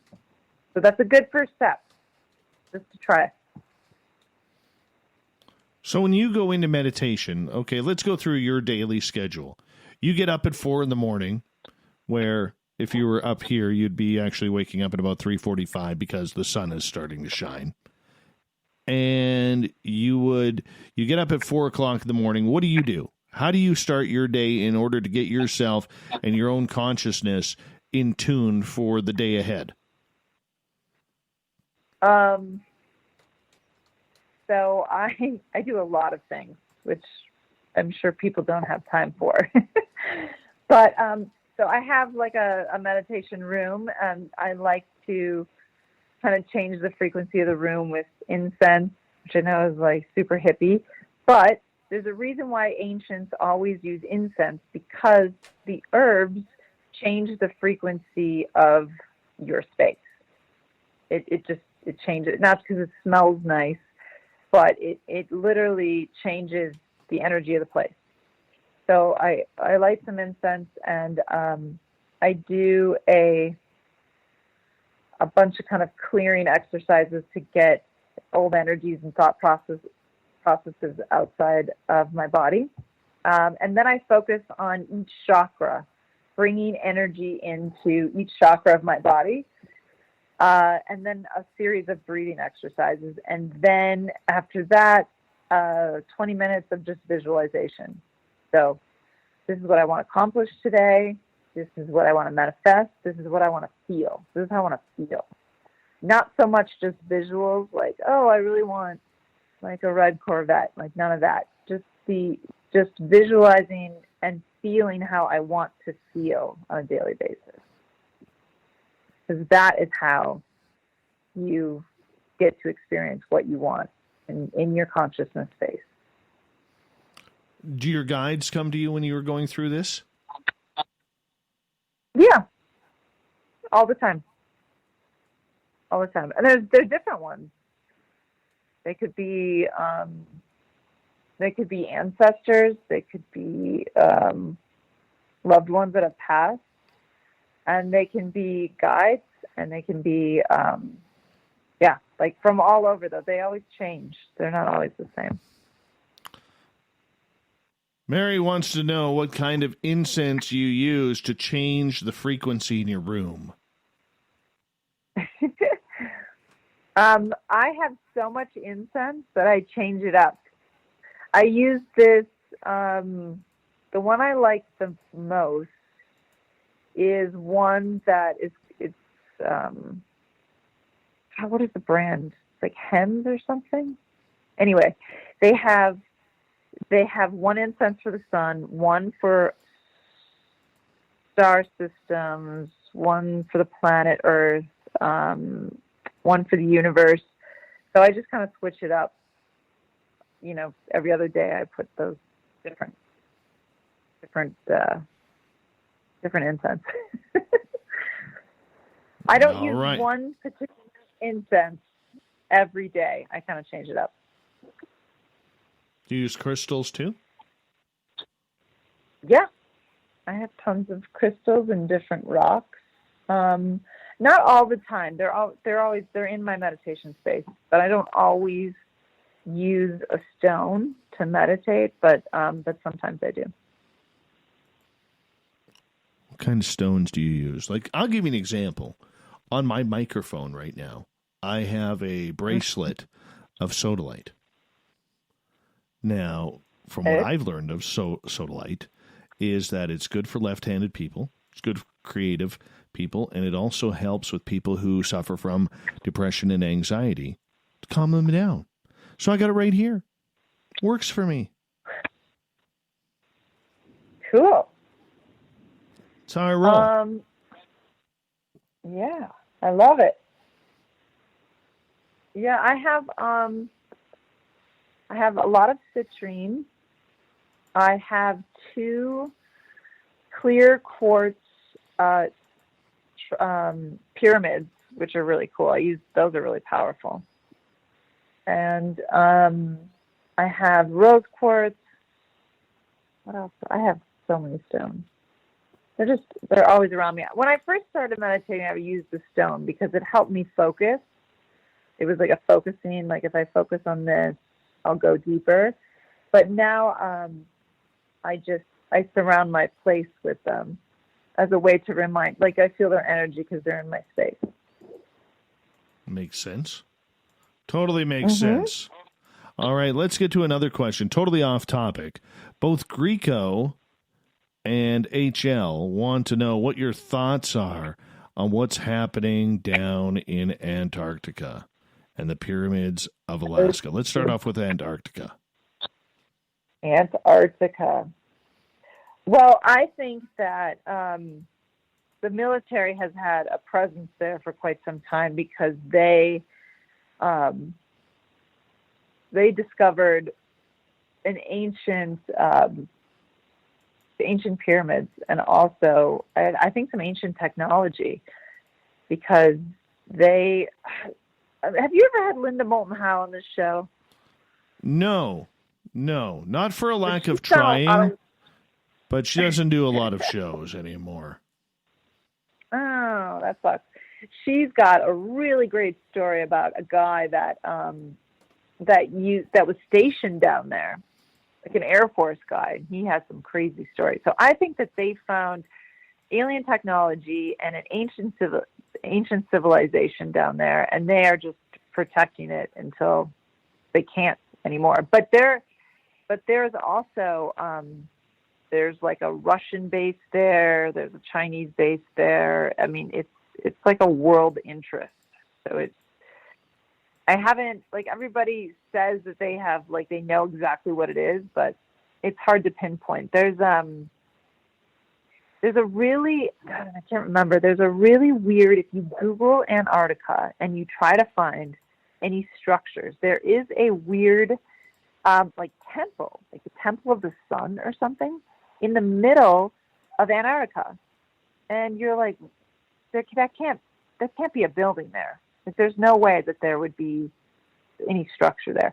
And you try to zoom in, and it looks like it might be that one picture they show online where it's the tip of a pyramid. But it's very strange that on Google Maps it says Temple of the Sun, and there's just nothing there. Like, what temple are they talking about? Like, I mean, it's just strange to me. I would love to do an expedition to Antarctica and figure out what's going on there. I just think that that's like the Wild West right now, and possibly discover whatever ancient civilization they might have discovered down there. And it might be a piece of Atlantis. This might be the missing piece of the remnants of Atlantis, like, to really prove that theory. Why keep it secret, though? What's the big secret hidden agenda, in your opinion? I think that they found some technology. Also, if they really found some kind of alien technology attached to some ancient structures, that means that we would have to rewrite history. And then we're back to, okay, are we ready for that as a human race? Are we ready to be like, yeah, so there's some alien technology here that obviously is from some ancient civilization on the planet? I mean, that's like a double whammy. Not only are aliens real, but now they're tied to possibly our ancient existence on this planet. I mean, that's a theory in this fringe space, this alternative thinking space, because I write all of those shows too. But for the mainstream person, that is like, you're telling me everything that I believe right now is wrong. Like, that's like a double whammy. And I think that's why it's a secret. From one cold area to another, let's go up to Alaska, where there's alleged pyramids up there as well. Mm-hmm. Yeah, there's one. It's under the ice, right? Am I correct by saying that? It's another one where there's. It's the same situation as Antarctica, but nobody has really any information, only that they feel like it exists. It would make sense, though. I mean, they're finding so much stuff in Siberia right now. They found, and you have that land bridge there, but I feel that whatever that culture was, because the ice is sort of melting up there, whatever culture was up in Siberia probably filtered over into Alaska. They found, I think it was just last year, they found a 13,000-year-old totem pole with the face of a demon on it. You know, it's made out of wood, so they can carbon date it. 13,000 years old. Somebody was sophisticated enough to create this demon totem pole with all these symbols on it. And these are the things that they're finding in Siberia as things kind of unravel, right? When the ice melts and they can dig deeper. And so it might be that it could be remnants of that ancient culture crossed over into Alaska.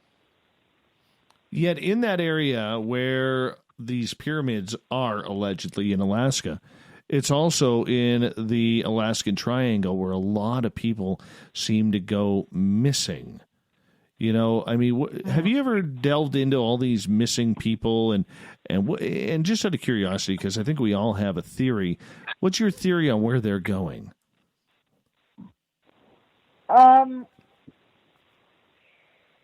I think it's a portal. Like they're in another dimension. If they get trapped in like another dimension, there's like, you know, there's the Bermuda Triangle. There's the Great Lakes is kind of like another kind of vortex. Tons of weird stuff happens there, and then there's that triangle. There's some other ones, other places in the world where I think that there's a switch. There's a very thin layer between these other dimensions, and I think they literally get trapped in another dimension, which has got to be so freaky. And that makes you wonder, like, you could be living parallel all the time with another dimension, another parallel time loop, or at this, like, wherever you are at this very moment in time. And then these areas are strong enough where you're able to jump those timelines. That's what I think is going on there. I'm in full agreement with you. I think that these people who go missing, they end up walking into some sort of portal or dimension, and they have no clue because nothing has changed on that new timeline that they're on, yet here they're gone. That's what I think. I could be completely wrong, but it just sounds the most logical, as illogical as that does sound. But we're going to continue on right after this with audience questions, and we're going to learn a little bit more about our guest tonight, Melissa Tittle, her website, melissatittle.com, and her podcast, The Cosmic Cantina, which can be heard on Spreaker and thecosmiccantina.com. More Spaced Out Radio coming up right after this.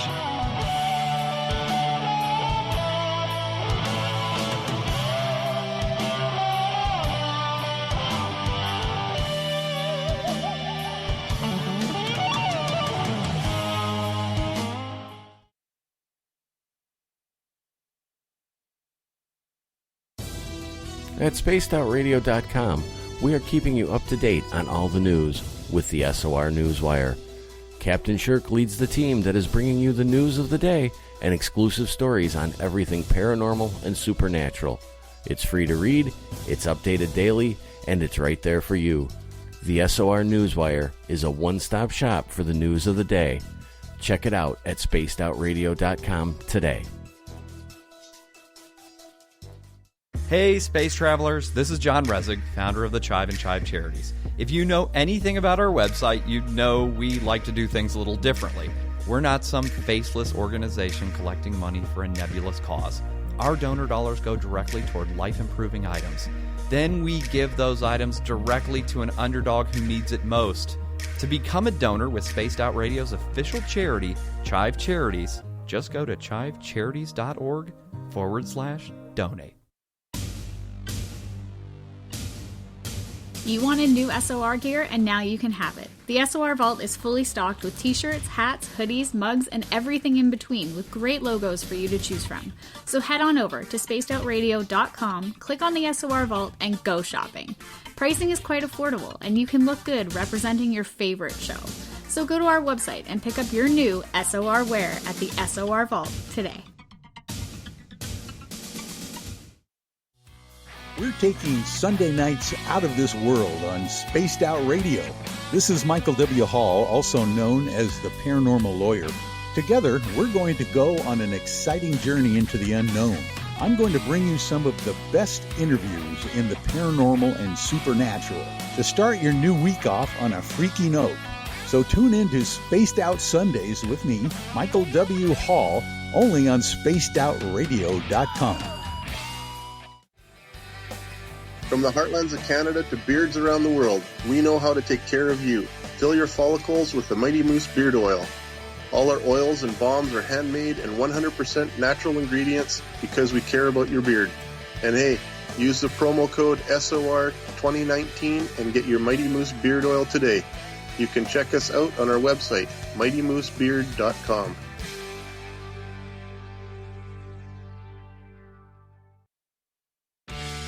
Need that weekend supernatural fix? Look no further than Spaced Out Saturday right here at spacedoutradio.com. I'm Stacey Edwards. And I'm John Edwards. Each Saturday night, Stacey and I are going to bring you the best in paranormal, cryptids, UFOs, you name it, and we're going there. It's all about the experience and to share the knowledge with all of you. So tune us in every Saturday night on Spaced Out Saturdays, starting at 9:06 p.m. Pacific, 12:06 a.m. Eastern, only at spacedoutradio.com.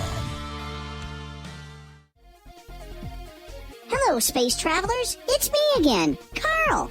Don't forget to join the Space Travelers Club for just $5 a month and follow Spaced Out Radio on Twitter at Spaced Out Radio. Our Instagram, Dave Scott SOR.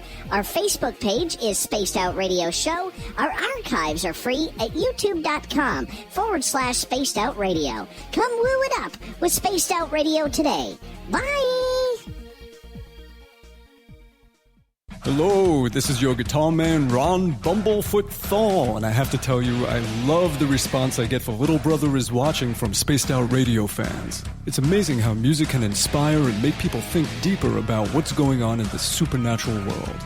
You can head over to my website, bumblefoot.com, to check out my music, my guitar workshops, my touring, even check out some of the hot sauces that I'm working on. And make sure you keep on listening, because with Spaced Out Radio, you know Little Brother is watching. Cold drinks, great food, and the best music in Vancouver. The Moose Vancouver is the place to be, open until 2 a.m. nightly. Everything on the menu starts at just $6.95. Who serves food that cheap anymore?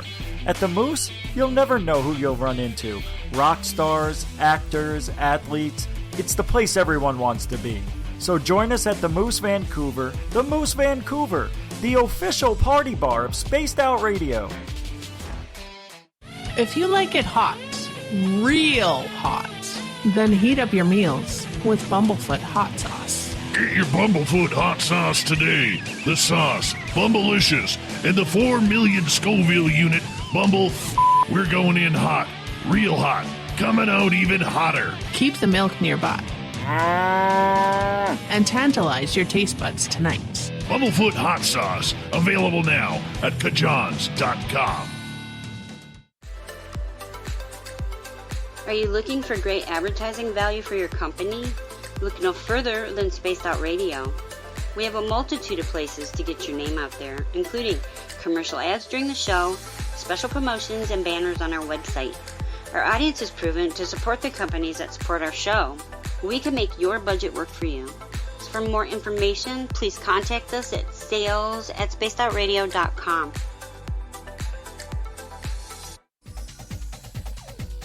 Hey everybody, the SOR Space Travelers is open. For just $5 a month, you can hang out with Dave and our crew privately in our members-only section. With your signing, you'll receive newsletters on what's going on with Spaced Out Radio. You'll have direct contact with the host during the show in our chat, live streaming videos, and a great forum for your posts and more. Become a space traveler now at spacedoutradio.com.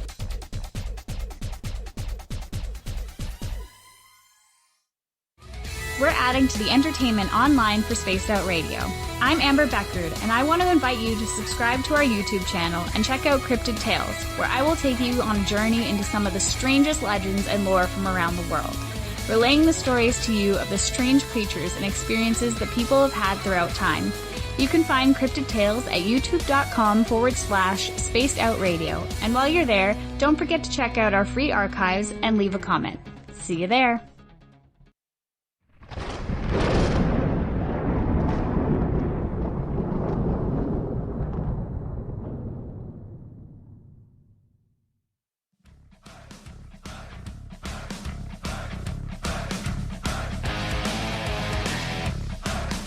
We passed the halfway point of Spaced Out Radio tonight. I am your host, Dave Scott, sitting in the captain's chair of SOR headquarters. Thank you so much for joining us. Really appreciate your time. Want to remind you that if you missed portions of this show or others, you can check out our free archives by going to youtube.com/Spaced Out Radio. Just do me the favor, hit that subscribe button. And of course, our website, spacedoutradio.com, where we have a plethora of features for you, including rocking out to Bumblefoot and reading up on Captain Shirk's SOR Newswire. Follow us on Twitter at Spaced Out Radio for the show, and my personal handle at Dave Scott SOR. Tonight we are talking with podcaster, as well as one of the brilliant minds behind Gaia. Melissa Tittle is with us. Her podcast, The Cosmic Cantina, can be found at thecosmiccantina.com if you want to check it on out. Melissa, welcome back to the show. Thanks for having me. Awesome. We're glad you're here. All right, let's start off with Nikki's question. She is asking, have you ever interviewed or talked to people who are alive now but had a reincarnated life in Atlantis? Oh, so many of them have had reincarnated lives in Atlantis. I feel like most people I interview have had lives in Atlantis, for sure. Yes, that is a yes. So what's that like? And why is everybody always from Atlantis? You never hear about somebody who is a slave, during the times of Constantinople. There's always somebody famous. Well, I mean, just because they remember their life in Atlantis doesn't mean that they were kings and queens. I mean, everybody likes that story much better. But I think Atlantis. I mean, if you believe in the theory that your soul is energy, which that is scientifically true, your soul is energy, and then when you die, it's hard for energy to really die, so it has to go somewhere. So that we get into this kind of recycling of the energy of your soul, and then we get into the understanding of reincarnation, and then that's a whole other ball of wax. But if it's true, and the fall of Atlantis is true, and there was a lot of humans on this planet that would have experienced all this massive destruction all at the same time, and it would have been an imprint on your soul. And I think that if you believe in the idea of reincarnation and that the soul never dies and it just gets put into another body, that there is like a solid imprint on most people's souls of the destruction of Atlantis. And you don't have to be a king and a queen or doing whatever. You just were at this time. And it is ingrained in your mind. And then the more people do research on Atlantis, they start to have these memories. They start to remember maybe their time in Atlantis. But I think that the reason why humans are so interested in Atlantis is because they have this kind of soul imprint of destruction in their memory banks. You don't even have to believe in reincarnation. And you say to somebody who's maybe not in this space, oh, Atlantis, oh yeah, they might dispute UFOs, but they will understand Atlantis. It is a little strange like that sometimes, isn't it? Yeah, it is. But Atlantis is fascinating. I think it's this. We have lived in this space, I feel, since Atlantis fell, of we can't let it fall again. We're so afraid of a catastrophe happening on the earth that we live in fear that we have to do something or the catastrophe will happen again. And where do you think it went? Where do you think what went? Atlantis. I think it fell, but I think it's two things. It's not just that, the crystal buildings fell into the ocean. I think that it was a network that they were able to create on a higher frequency and it fell, meaning it fell from its higher frequency, and was destroyed. I think that there's definitely evidence of like physical buildings that are no longer on the surface, and a lot of that stuff can be found underwater, all over the world.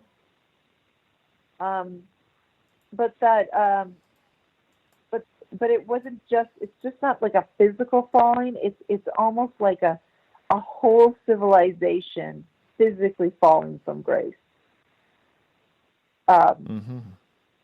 Like that, like they're like, if we're just talking about like mass consciousness, collective consciousness, it's like the whole network broke and everybody fell from this like kind of enlightened space, and we're back in this kind of like back to the old ages type of thing. And it was just so devastating because they built this infrastructure and it was ruined. You know, there's many theories about that. Like, how did it get ruined? You know, was it Zeus, or was it a apocalypse type situation? Was it a meteor?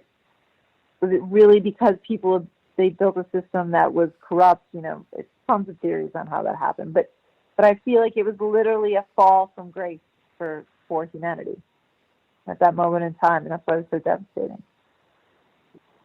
All right, let's move on here. Kay Ingalls has a question in our YouTube chat room asking about the totems that you mentioned up in Alaska. What did the face or in Siberia, sorry. What did the face at the top of the totem look like? I'm trying to remember. She should definitely look this up. 13,000-year-old totem pole in Siberia. It'll come up right away. I think it didn't have horns or anything. It had this kind of like grimacing face. I'm sorry. I'm trying to picture in my head what it looks like. No horns. It's kind of like a weird, grimacing, kind of like troll face. That's all I can say that it looked like. It didn't look like a specific demon or anything. You know, it's 13,000 years old, so maybe at one point it had other apparatuses on it, but it just had this kind of grimacing face. And so the archaeologist said that this was the oldest depiction of a demon that they found. That's eerie. Especially if it's carved. Yeah. Carved, 13,000 years old, weird demon face. So out of all the stories that you have covered and listened to and heard the rumors of and the folklore and legends that go along with it, which one intrigues you the most that maybe nobody's heard of or very few have heard of? Oh, man, that's such a hard question. You can do it. You can do it. I have faith. I can do it. Okay. Intrigues me the most. Hold on. Let me go through my Rolodex of weird stuff. That's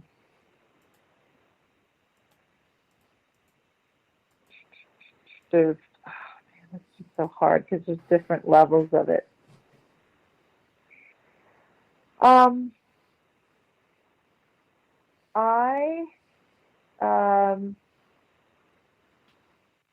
Such a hard question.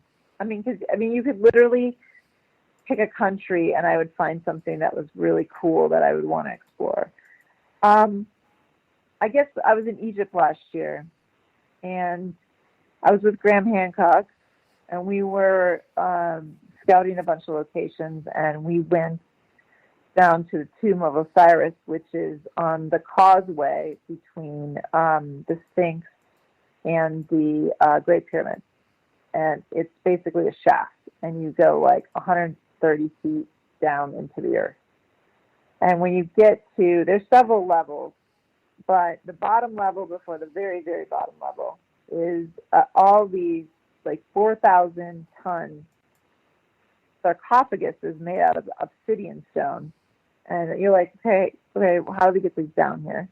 And why are they down here? And then you take a rickety old ladder down maybe like 50 more feet to this subterranean level, which is like where the underground river is. And so you have these, there's like, I think all I could see, because it was all dark down there, all I could see was like 2 or 3 of these like obsidian 4,000 ton sarcophaguses. No one's ever been found in any of them.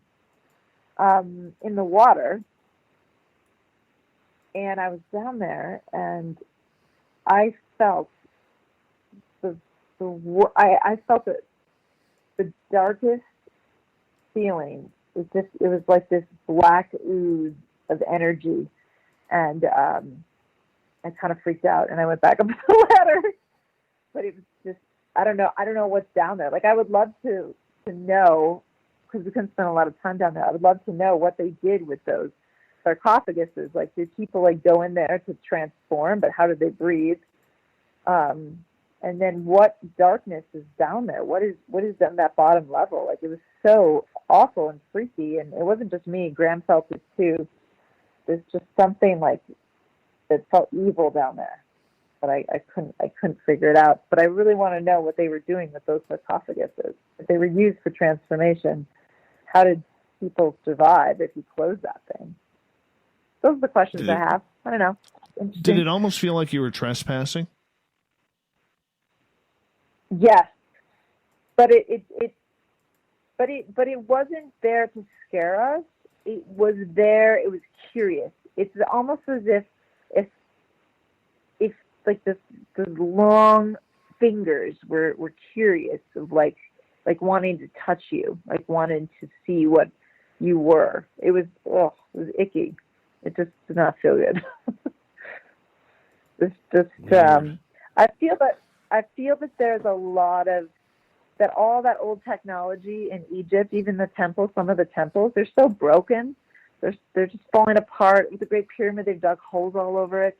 So once a great technology is now kind of broken, it still works.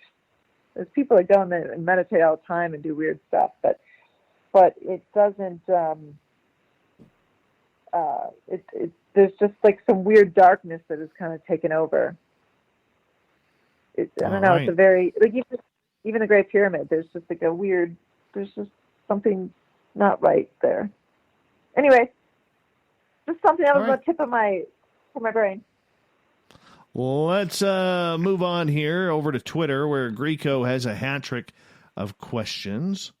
First one. Okay. Do you believe a person can reincarnate even if they don't believe in it, or is it cosmic driven?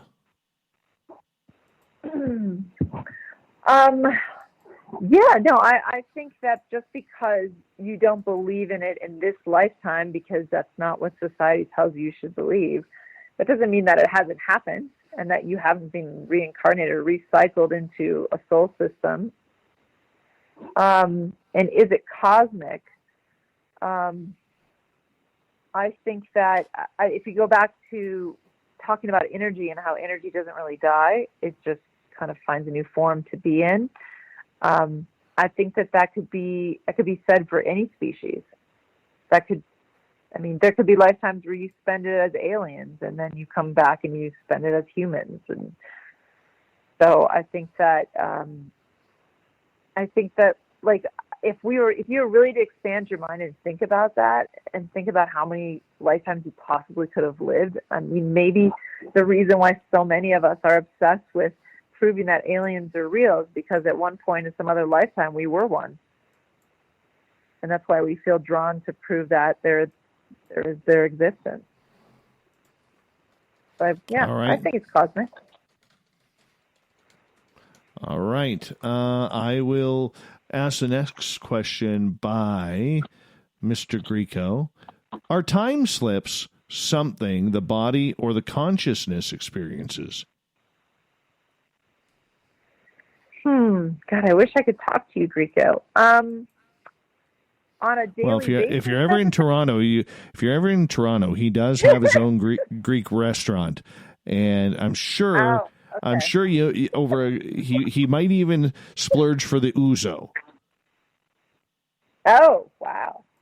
Fantastic. Does it have, the thing is, I have so many other questions to ask you, but does it happen to the body? And I think yes, both. In those triangle areas we're talking about, I think it happens to the body and the consciousness at the same time. But I think that there is times when your consciousness can slip into a parallel time period or some other time period, or maybe back to possibly a past life you had, and you have these weird memories, and you just incorporate them into your life. And you go to a therapist or something, you're like, I don't know why I keep thinking about this, or I have this obsession with this, or I have this fear of this, and you have no really reason for that to be there. Is sometimes I think that your consciousness is constantly filtering through memories that might have not even been for this lifetime. All right, and we'll give him the hat trick here, because a natural hat trick is pretty tough on this show.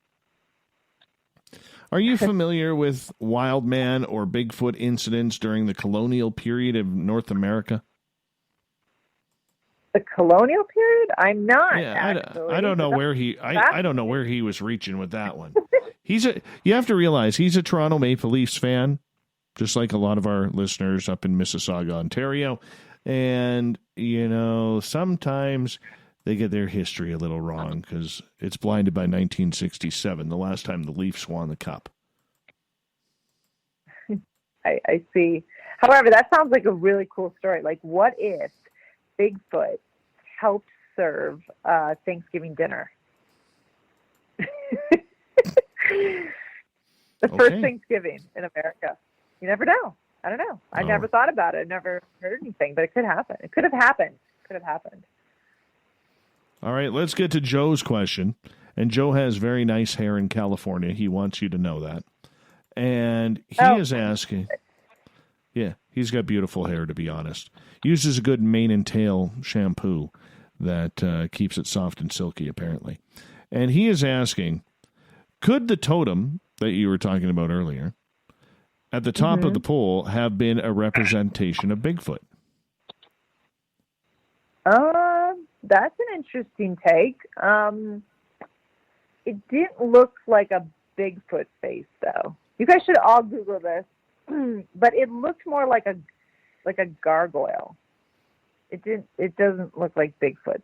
There doesn't seem to be like a beard or like a, it doesn't. I don't know. That's not the first thing I thought of when I saw it, but that is interesting. I mean, it could be. Could be. Never know. Maybe they created the 13,000 year old totem pole to scare Bigfoot away. Could have. Ooh. Interesting. Never know. All right, let's move on here. Getting back to the mysteries that are out there, let's focus on North America here. There's a lot of weird and strange that happen here. We have sea monsters, we have Bigfoot, we have Dogman, Thunderbirds, you name it. Even going back to pterodactyls. Never mind the ghosts, the aliens. We have giant bones. Giant bones, exactly. We got a little bit of everything around here. Which mystery do you think we're the closest to solving? Ooh. Man. God, I don't know. I feel like we're never going to find Bigfoot. I hope so. I really have hope for giants. I don't know why I feel that way, but there is so much evidence, like newspaper evidence from like the early 1900s of like all the giant bones have been found in North America. There's just so much, like just tons. And then it disappeared. Of course, Smithsonian apparently took all of it. But there's just, I just feel that like we're really close to finding new set of giant bones, and then that person is not going to call the Smithsonian, and then they'll be able to like take pictures of it and be like, see, they exist. Because for some reason, North America, it has had a plethora of giant bones. I don't know. Nice I'm use just of the fascinated word with that. plethora there.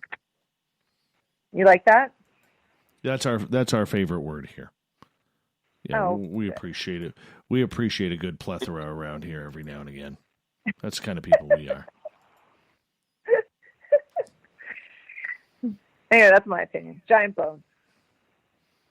All Giants right. are real. So if you think Sasquatch is the one that will be, proven in existence, and I think we're close, as we got about just over 90 seconds to go here before we got to go to break at the top of the hour. Do you think that it's going to be something scientific, or do you think it's going to be just somebody walking through the woods that comes across a body? Because there's a lot of people walking through the woods and not many people finding a body. Right, but I'm speaking about giants. Giants are different than Sasquatch. I don't think they're going to find Sasquatch. I think Sasquatch is like an interdimensional type of creature because there's all these weird anomalies where they see Bigfoot and then they don't see Bigfoot, and it's like he kind of walks through some kind of one of these like time portals or something. It's like they're there and then they're not there. And then there's also these weird things where people see Bigfoot, but then they see UFOs and they see lights in the sky. It's almost as if like a portal opens and all this weird shit comes through. So I don't think you're going to find any Sasquatch, any Bigfoot bones, but I'm talking about like giants, like physical giants. That's what I'm saying. I think that they're going to find actual giant bones in North America. Where are they going to find them? Where are they going to find them? Well, they're all over. They were all over. They're gone now. But in the early 1900s, they found tons of giant bones in Illinois, Midwest area, California, Catalina Island, Alaska, probably some in Canada. I don't have any documented as I know right now. So you can't tell me they've dug up every single weird grave site. I mean, there's still got to be others that they just haven't found yet. Intriguing. Well, we're going to have to see where this goes. We're going to go to break here at the top of the hour. We have the lovely and talented and definitely smart and sassy Melissa Tittle with us tonight. Her website, melissatittle.com. Now, if you've heard her name before, probably in a couple of areas. She's a director of original content for Gaia, as well as she has a great podcast called The Cosmic Cantina, which you can find at thecosmiccantina.com, so make sure you check that on out. So we have Melissa for another 30 minutes, then we got the SOR Newswire and the Thought of the Day. Stay tuned, more Spaced Out Radio coming up right after this.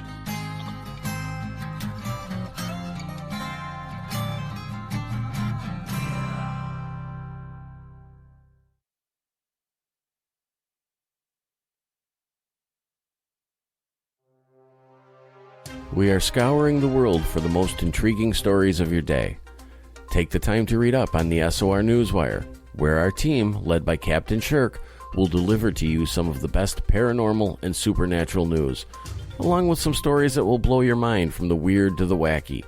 It's the news outside the news that piques interest, and that's what we're looking to deliver to you. The SOR Newswire, only at spacedoutradio.com.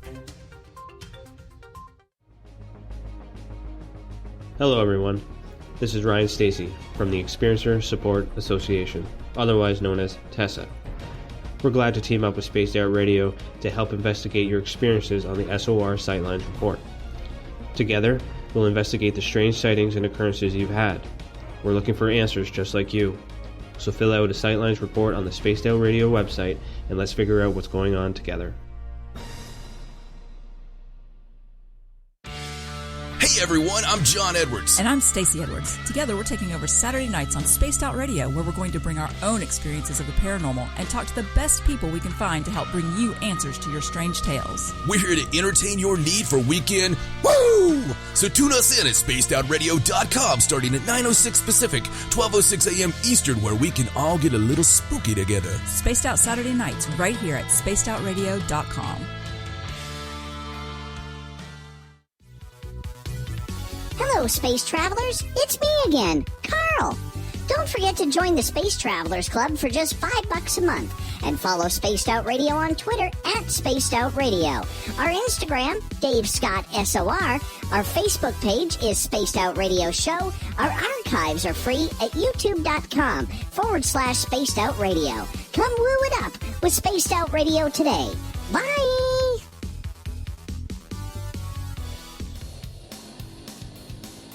We all know on Spaced Out Radio we love a good beard and mustache, so why not take care of your facial hair with Mighty Moose Beard Oil? Made in Canada, we're taking care of beards and stashes around the world. We use 100% natural ingredients with our oils and balms to make your whiskers feel silky smooth. Use promo code SOR2019 at MightyMooseBeard.com today.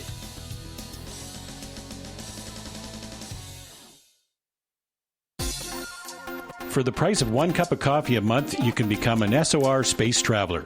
The Space Travelers Club is a place where you can interact with other listeners, either live during the show or on our great forum. We want your stories, pictures, comments, and ideas. You'll get live video streams, exclusive content, and be a part of our newsletter. Stay in touch with everything SOR. The Space Travelers Club is just $5 a month at spacedoutradio.com.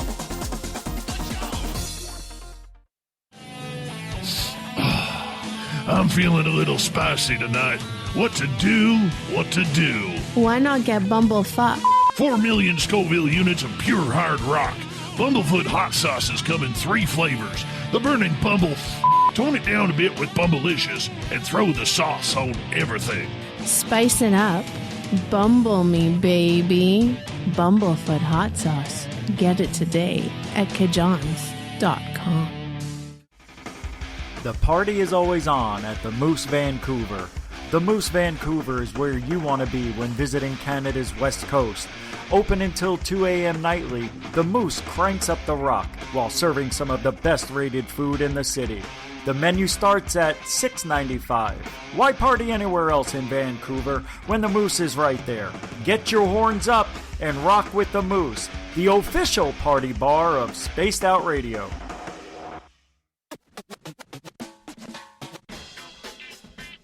The SOR Vault is open for business, and do we have some cool swag for you to pick up? All you have to do is head over to our website and click on the SOR Vault. You have a variety of cool logos to choose from, and put them on anything you want. T-shirts, hoodies, hats, coffee mugs, you name it, we can get it to you. So do your shopping by supporting the store you love. Get your Spaced Out Radio swag at the SOR Vault today.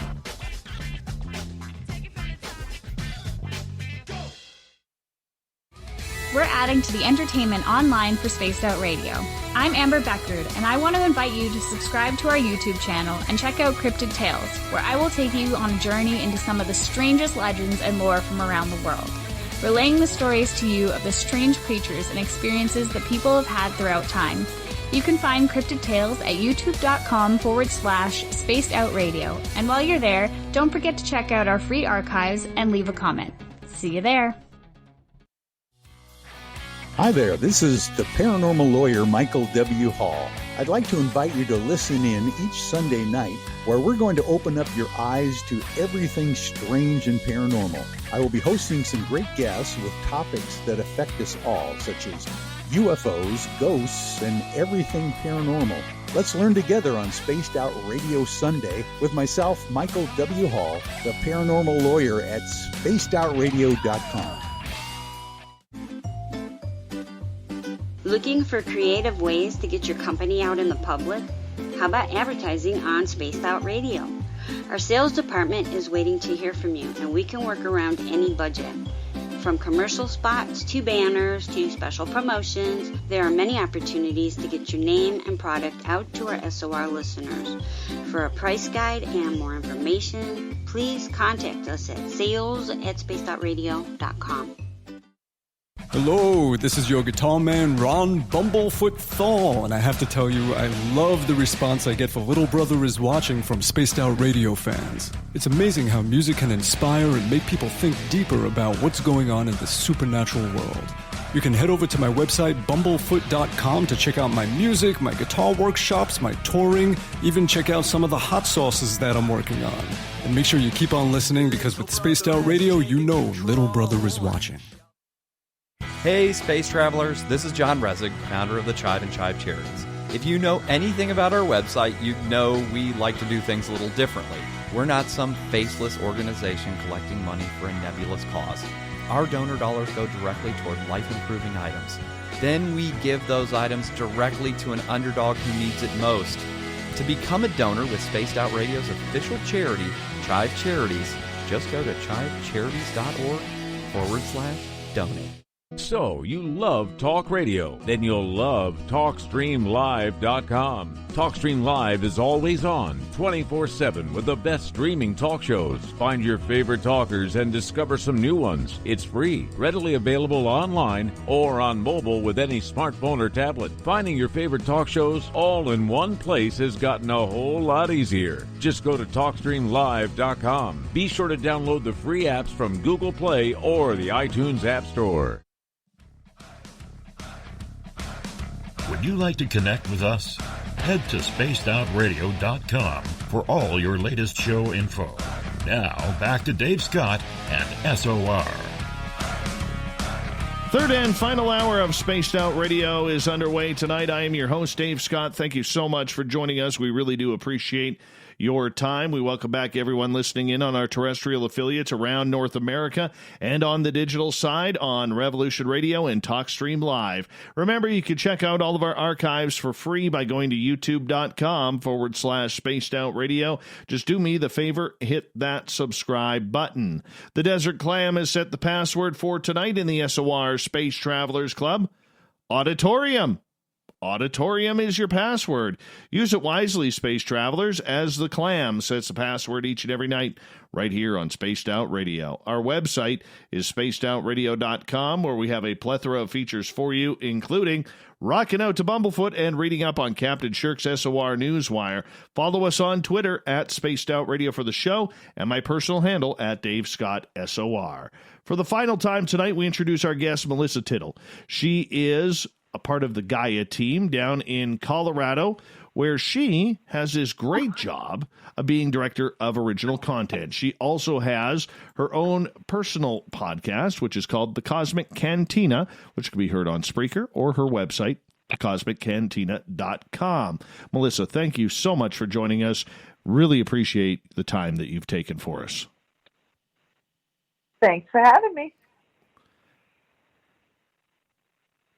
When it comes to a lot of the spiritual aspects that people tend to experience, angels, demons, paranormal activity, godlike miracles, do you think this is all man-made, or do you think there is some sort of higher spiritual aspect out there that is watching out for each and every one of us individually? I 100% think that there is a spiritual component to the stuff that the stuff that we see, whether it's demons or angels. Those are like our connections to the contrast of good and evil, right? I 100% think that. I did come across somebody's research just this year that I thought was really interesting, and he dives into trying to figure out where the paranormal comes from and why it's communicating with us the way that it does. And his theory, his name is Patrick Jackson. He's in the UK. His theory is he's a reverse engineer, and he created a device where he was able to communicate with another device. I'm saying this, his research so wrong right now because it's so complicated. He created a device to communicate with the paranormal, but what he realized is that his device started communicating with another device. And he discovered that when he was trying to communicate with the paranormal, he was bringing in these kind of silver balls, kind of like an AI system that he was communicating with. So he started scrambling, he figured out how to scramble their systems and created a communication between them. He noticed that a lot of times in haunted houses or places where there's a lot of activity, these little silver balls show up, and he has tons of pictures, and he has tons of data that he's publishing in the book. So I found that really interesting. Now, I also believe that there are angels and there are gods and there are spirits and there are demons and there's energies that we are interacting with that are on another different dimension of existence. But his research is really interesting because what if there's two things happening? What if there's this spiritual component and then there's this AI that's kind of interfering with us at the same time? And his theory is he doesn't even think the government is running it. It's like some ancient AI system that's just placed here that causes apparitions and for us to have this innate fear. Like it kind of creates that subconsciously in our heads. Now, that's a really crazy idea. However, I just thought it was really interesting because, like, what if both are existing at the same time? This leads to Joey's question in our Space Travelers Club on our website. If consciousness comes from the brain, where does the awareness come from, in your opinion? That comes from the field. So not everything is really existing in your brain. It's existing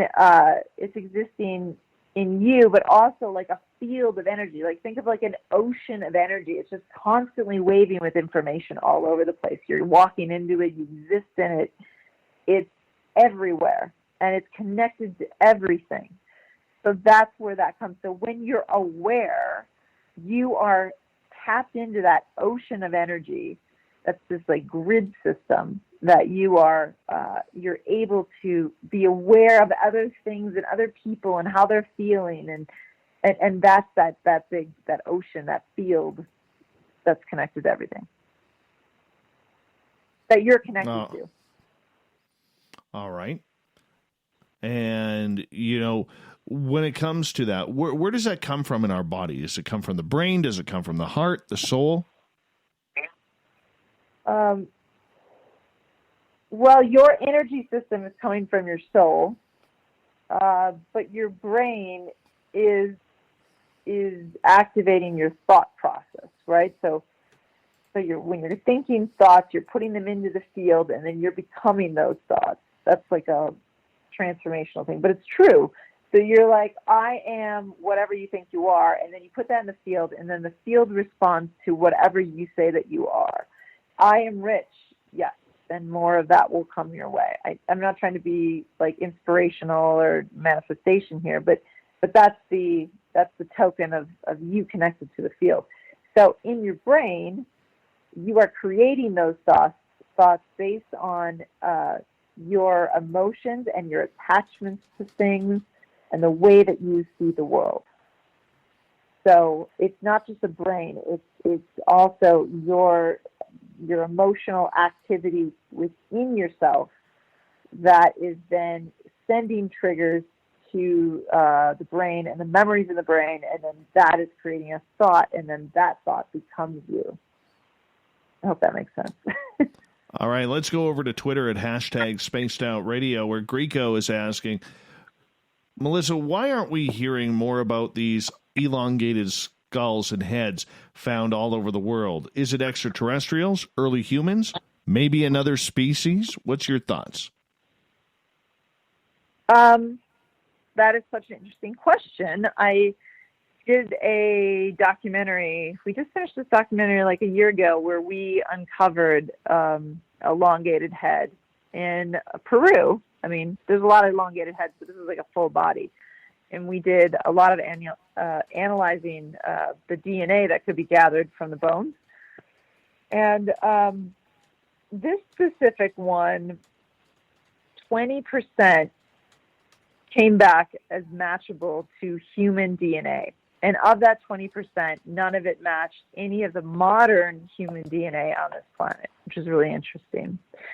Also, there is a group called the Resonance Foundation run by a guy named Nassim, and they are doing a lot of genetic testing on some elongated heads and also found some anomalous data that they're going to be publishing in October that they haven't given us all the data yet, but they had stated that the that their data proved that one of the parents of this skull did not match any human DNA.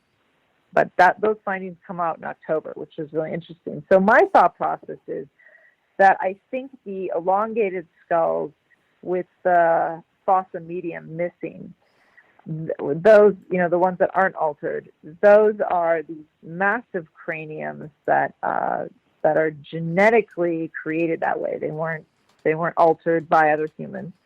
I think that it's another species. I think that was another species on this planet, because you can find them. You can find them all over the world. I think just in 2018 in China, they found like 12 elongated skulls.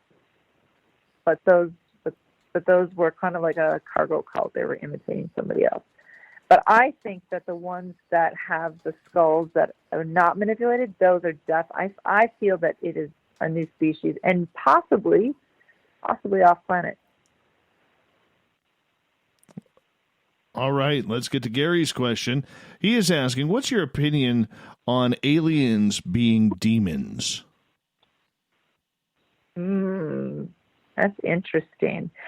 Well, that's a good question, because what is an alien? Alien is something that's not human. So a demon would not be human, and it's interdimensional, meaning it doesn't take a human body form unless it's inhabits a human body form. So I would say that they're not like the typical aliens that we think of. Like we think of greys and reptilians and mantis beings and all this kind of stuff. I think it's like it could be considered an alien only because it's not human, but it's not like how we would think about aliens. It's like an interdimensional kind of being. It's still, but I think that would fit into that category. That could be alien. All right, let's get to Nikki's question. Or maybe it's a comment. Oh, that's a comment. I asked her about the Bigfoot. I was asking Nikki before, during the break here, about my Bigfoot, whether I should go to my second site or not. And she's like, I'm quietly being asked about you, Dave, but by the ones here, I suspect they're going to be doing a relay to those in your general area that they do that. Got me saying, interesting. Oh, let's see what goes on. I love it when the weird stuff goes on. What about psychic ability and telepathy? Do you believe that we have the ability to communicate telepathically with one another? Yeah, we do it all the time, even if we're not conscious of it. And then the people who are, quote, aware, unquote, right, they pick up on it. And I feel like for some reason it has sped up a little bit. Like I feel like it's more intense now.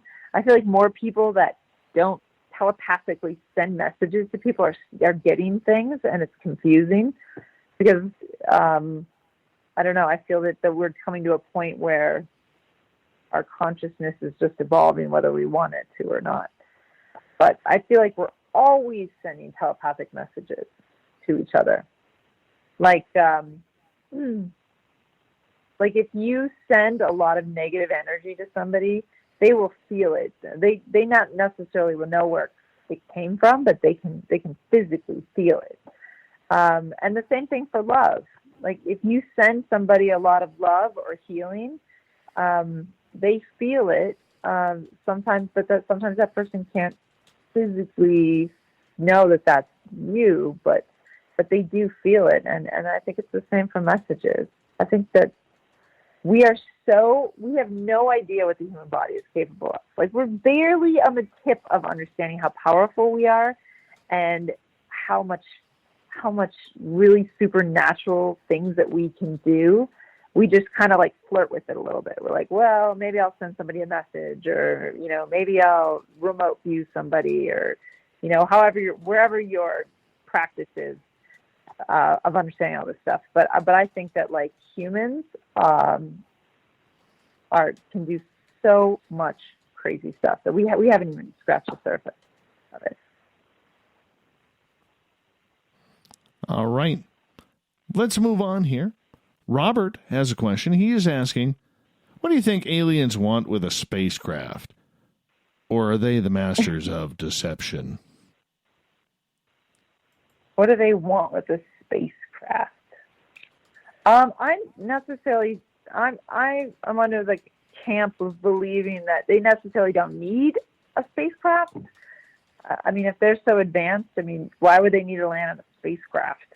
I mean, I think that they do it because our human understanding of things arriving on Earth and then walking out of a vehicle, like that makes more sense to our limited understanding of how the universe works.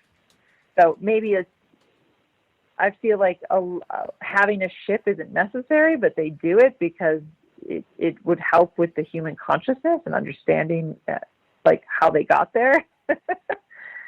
Because, you hear other stories where aliens just kind of come through the wall or they like show up in your bedroom. I mean, I feel like they don't really honestly need a spaceship, but they do one. It's like they do it for us. So it's less jarring. All right. Well, they got to get around somehow. They do. Yeah, but maybe they just teleport. Maybe they just... Yeah, maybe. Could be. I mean, maybe there's aliens that need spaceships. Maybe the Greys definitely need ships, but I just don't think that they all do. I think they just do it for us. Because they're like... That would make sense in our brains. That's my thought.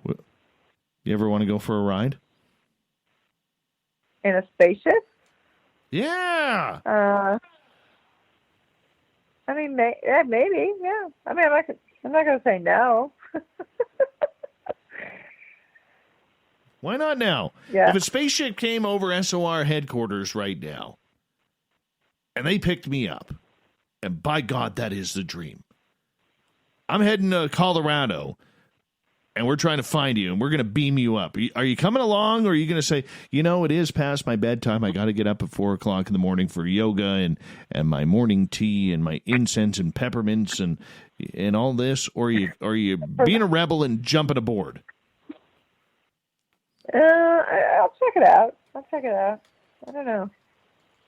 Sure, I'll do it. I'll do it for research sake. I mean, how can I work at Gaia and not get taken up a spaceship? Let's do it. Well, there you go.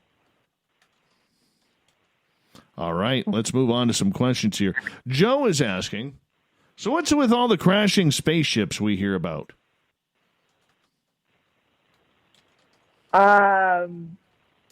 Well, those aliens need some spaceships, I guess.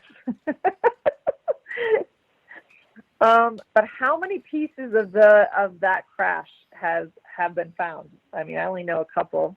I mean, there's Roswell. I know that there's a couple when I covered some of the MUFON cases where they found like little tiny pieces of shard from the ship that apparently had crashed. But like, how many pieces of like broken UFOs have people found?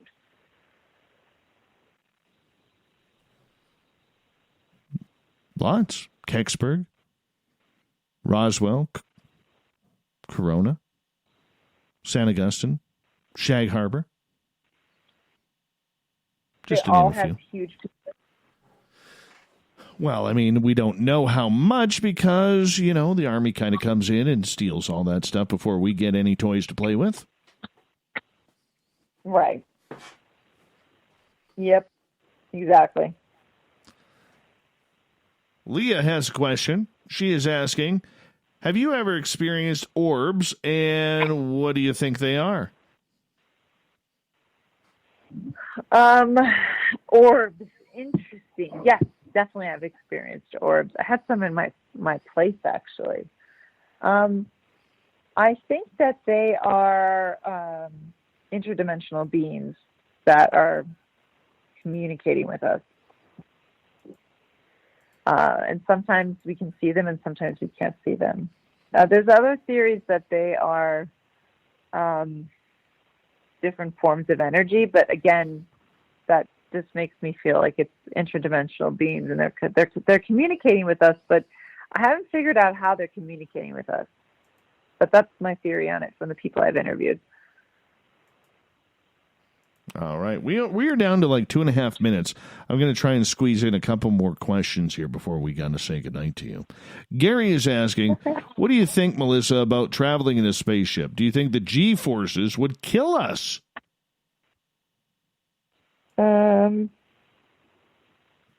I don't know. I mean, that's a really great question. But there's tons of people that said they've been taken up in a spaceship and they haven't died. And I'm just assuming that there is some kind of biological creature on that spaceship. So they would have to, I mean, it would probably be different than a human body, but they would have to survive that G-force. So I would think that that we would survive, but that's just a guess. So that's a really good question. All right, and the final question for you tonight, before we let you go, comes from Richard, and he's in our Spreaker chat room. He has a fear of deer, complete fear of deer. Don't understand it, but deer freak him out. I think it's funny. He's asking, do you think aliens have a conscience? I have so many questions about the deer. Do I think aliens have consciousness? 100%. I think it's hooked up to the same field, the ocean of energy that I was explaining before. And that's why when you can be aware, you can tap into anything. You can tap into a room and see if there is an alien presence there that you can't see physically, but maybe there is one. So yes, all of aliens, animals, plants, anything that has a consciousness is hooked up to this kind of a mass consciousness, this field, if you will. Sounds perfect. Melissa, I appreciate you taking the time to come on Spaced Out Radio tonight for the first time. I hope that we left an impression on you that will last a lifetime, and we really do appreciate you taking the time to join us. I had so much fun. It was fun talking to all your guests. I hope I answered their questions appropriately. I tried.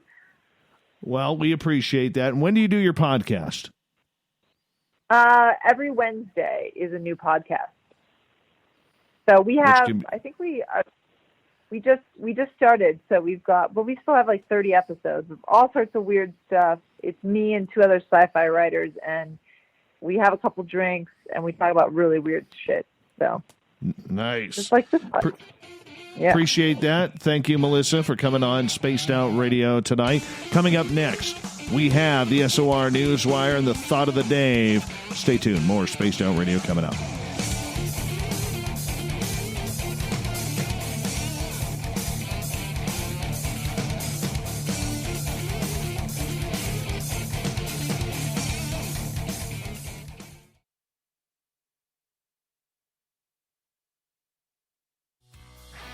Hi there, this is the paranormal lawyer Michael W. Hall. I'd like to invite you to listen in each Sunday night where we're going to open up your eyes to everything strange and paranormal. I will be hosting some great guests with topics that affect us all, such as UFOs, ghosts, and everything paranormal. Let's learn together on Spaced Out Radio Sunday with myself, Michael W. Hall, the paranormal lawyer at spacedoutradio.com. Are you looking for great advertising value for your company? Look no further than Spaced Out Radio. We have a multitude of places to get your name out there, including commercial ads during the show, special promotions, and banners on our website. Our audience is proven to support the companies that support our show.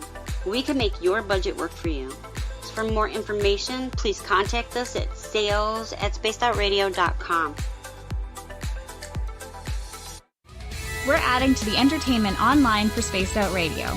I'm Amber Beckrud, and I want to invite you to subscribe to our YouTube channel and check out Cryptid Tales, where I will take you on a journey into some of the strangest legends and lore from around the world, relaying the stories to you of the strange creatures and experiences that people have had throughout time. You can find Cryptid Tales at youtube.com/spacedoutradio. And while you're there, don't forget to check out our free archives and leave a comment. See you there. Cold drinks, great food, and the best music in Vancouver. The Moose Vancouver is the place to be, open until 2 a.m. nightly. Everything on the menu starts at just $6.95. Who serves food that cheap anymore? At the Moose, you'll never know who you'll run into. Rock stars, actors, athletes. It's the place everyone wants to be. So join us at the Moose Vancouver, the official party bar of Spaced Out Radio. We all know on Spaced Out Radio we love a good beard and mustache, so why not take care of your facial hair with Mighty Moose Beard Oil? Made in Canada, we're taking care of beards and stashes around the world. We use 100% natural ingredients with our oils and balms to make your whiskers feel silky smooth. Use promo code SOR2019 at MightyMooseBeard.com today.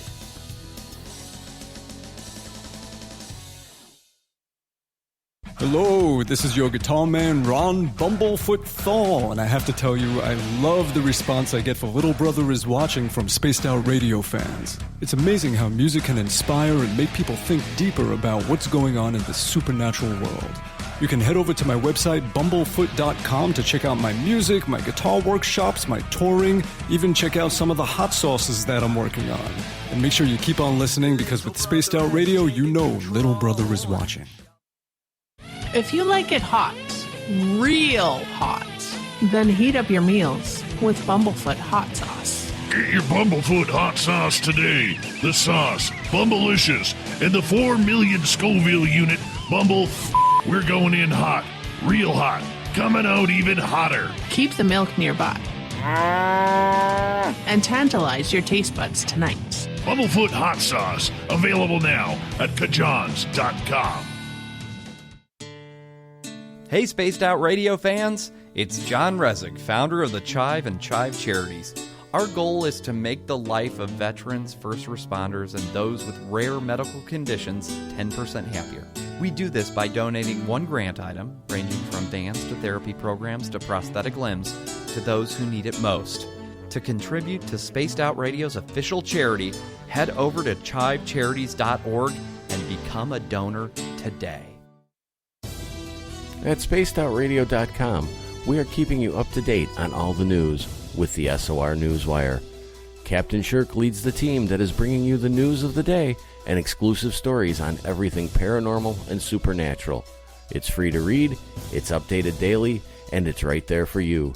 The SOR Newswire is a one-stop shop for the news of the day. Check it out at spacedoutradio.com today.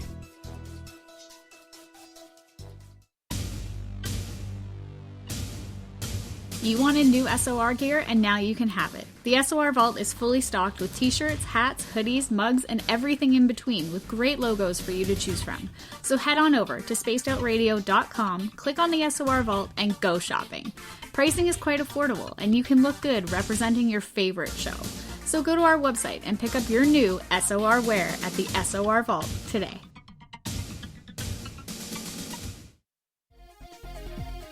Hello, Space Travelers. It's me again, Carl. Don't forget to join the Space Travelers Club for just $5 a month and follow Spaced Out Radio on Twitter at Spaced Out Radio. Our Instagram, Dave Scott SOR. Our Facebook page is Spaced Out Radio Show. Our archives are free at youtube.com/Spaced Out Radio. Come woo it up with Spaced Out Radio today. Bye! Need that weekend supernatural fix? Look no further than Spaced Out Saturday right here at spacedoutradio.com. I'm Stacey Edwards. And I'm John Edwards. Each Saturday night, Stacey and I are going to bring you the best in paranormal, cryptids, UFOs, you name it, and we're going there. It's all about the experience and to share the knowledge with all of you. So tune us in every Saturday night on Spaced Out Saturdays, starting at 9:06 p.m. Pacific, 12:06 a.m. Eastern, only at spacedoutradio.com.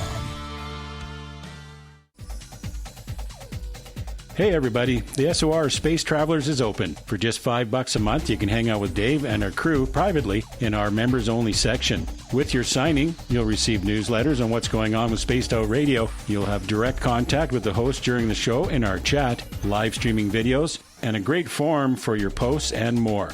Become a space traveler now at spacedoutradio.com.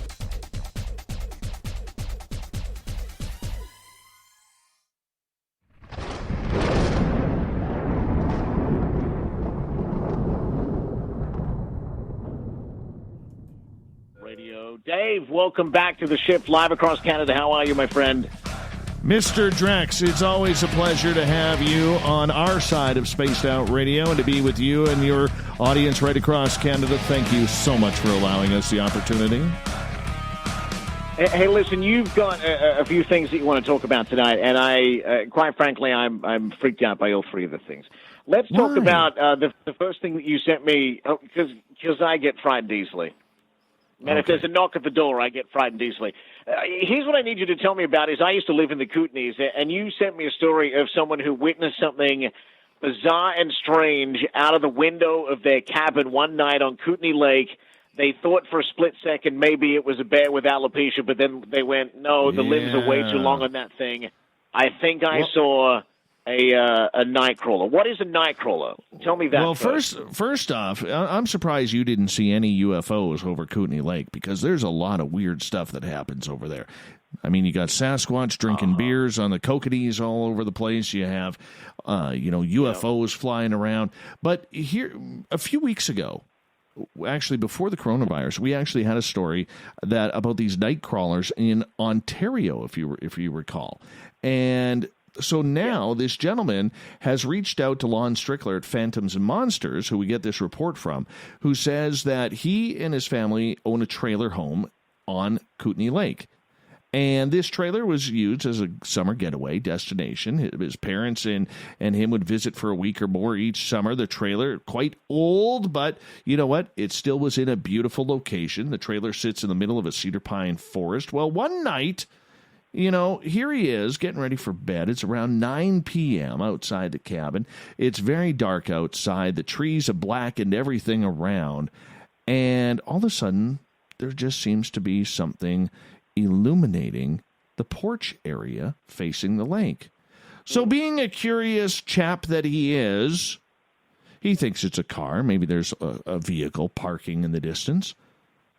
And this creates an orange glow that gets a little spooky, especially when it's raining. But at around 11, he was still sitting up in bed reading when all of a sudden he decided to take a glance outside the window and saw this light starting to shimmer.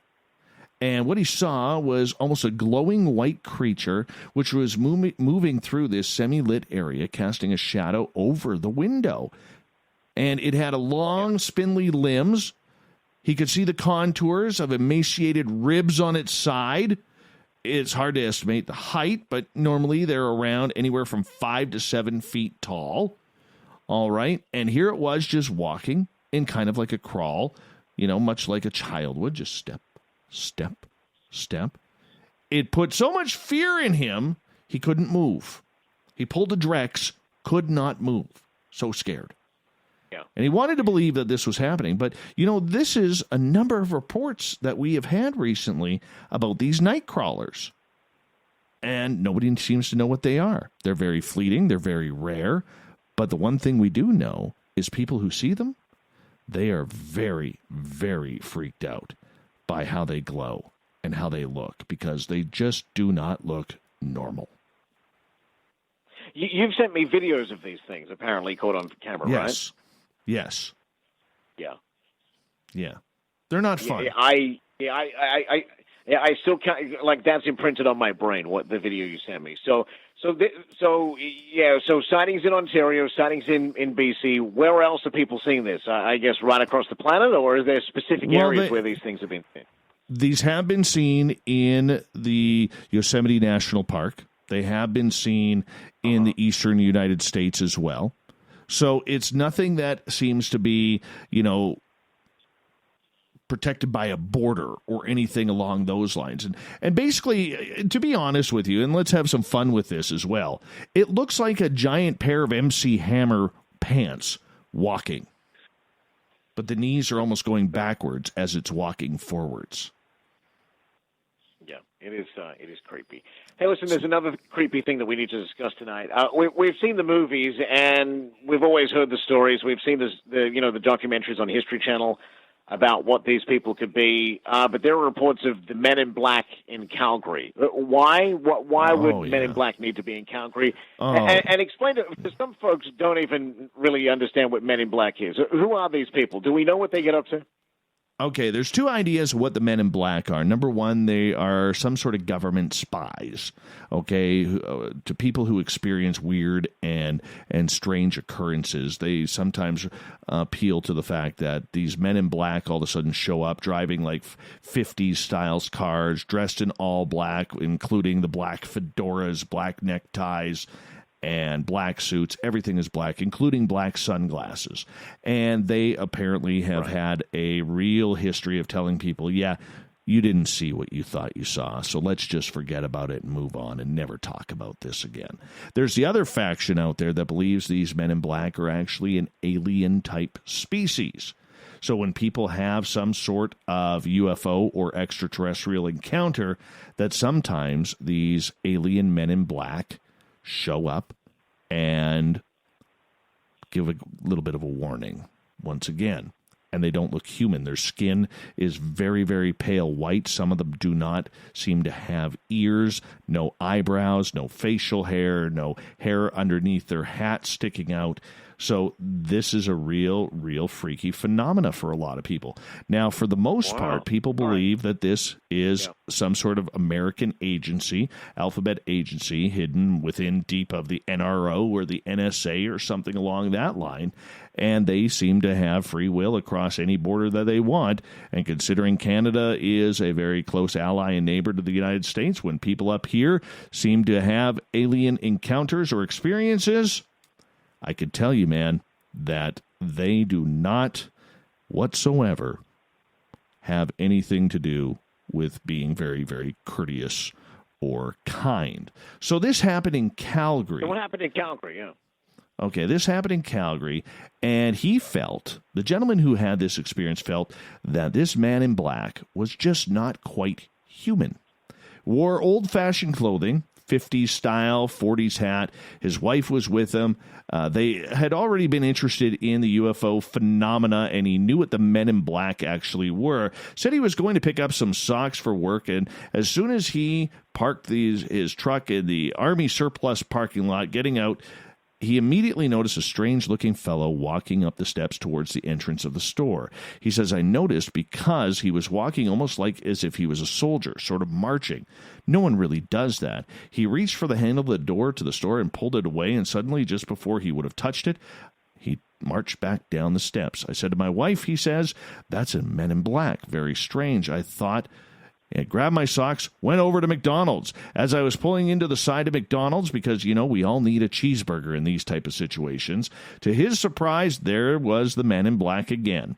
And he was marching up the steps to the door, same door. He did the same thing, reached for the handle, and suddenly about turned and marched back down the steps, almost like a robot. This time, it shocked the gentleman who witnessed this because he seemed to be walking straight for his truck now. Then he veered to the left, walked into a field which would have been towards Highway 1.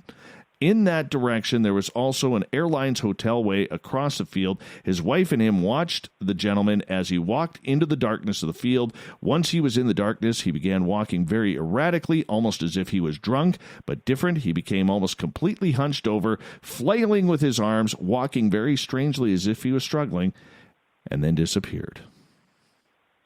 What? Okay, that's weird. Yeah. That's a weird encounter. It almost sounds like they're describing what the person at Kootenai Lake saw in the end. Yeah. Well, one's human, one looks like a pair of MC Hammer pants. Can't touch this, right? Man, so that's strange. That is a strange occurrence in Calgary. That happened. Oh, all right. yes. Hey, listen. Final thing with you. The final thing I want to chat with you tonight about. Yes. is something that I know that is very close to your heart. I know that you'd been planning this trip for a while. Over the weekend, you went out on a hunting trip, not on like a traditional hunting trip, but you wanted to see if something was out there. Tell me more about Dogman. What was this, and who came with you, and what did you find out? All right. My buddy Mark and I up here, we like to go looking for Bigfoot. And now, over the past couple of years, I have had 2 Dogman sightings up here reported to me. One was from a couple of First Nations from the Canham Lake Indian Band who were out hunting near a lake. And they, they were out hunting for black bear during hunting season. And the one brother raises his rifle up to what he thought was a bear standing on its legs, and there were 2 of them there in his scope. And when they looked through the scope, he put his gun down and he said to his brother, "We got to go." And his brother, who told me the story, says, "Well, why don't just shoot? That's what we were looking for, a black bear." He goes, "That's no bear. Those are dogs. We got to go." And they immediately scurried out of the area, and these things were about 200 yards away. So I recently, about a week and a half ago, got a report, and this happened about a month and a half ago, this incident, where a gentleman who takes care of dogs around here, what he does is he adopts elderly dogs, and if somebody wants to adopt a dog, he takes them, or he'll adopt them out, or he just keeps the dogs on his 10-acre property until that way they can live out their life. It's a good story. Anyways, he calls his dogs for dinner, and literally his dogs, 3 of them out of the 15 that he has, do not show up. So he starts calling them, and he goes into his backyard, which kind of slopes down, and he notices that there are 4 dogs on the ground, and they're all just kind of sitting there doing nothing, what dogs do, no rustling around, no barking, no panting, no chasing, no nothing. They're just kind of there.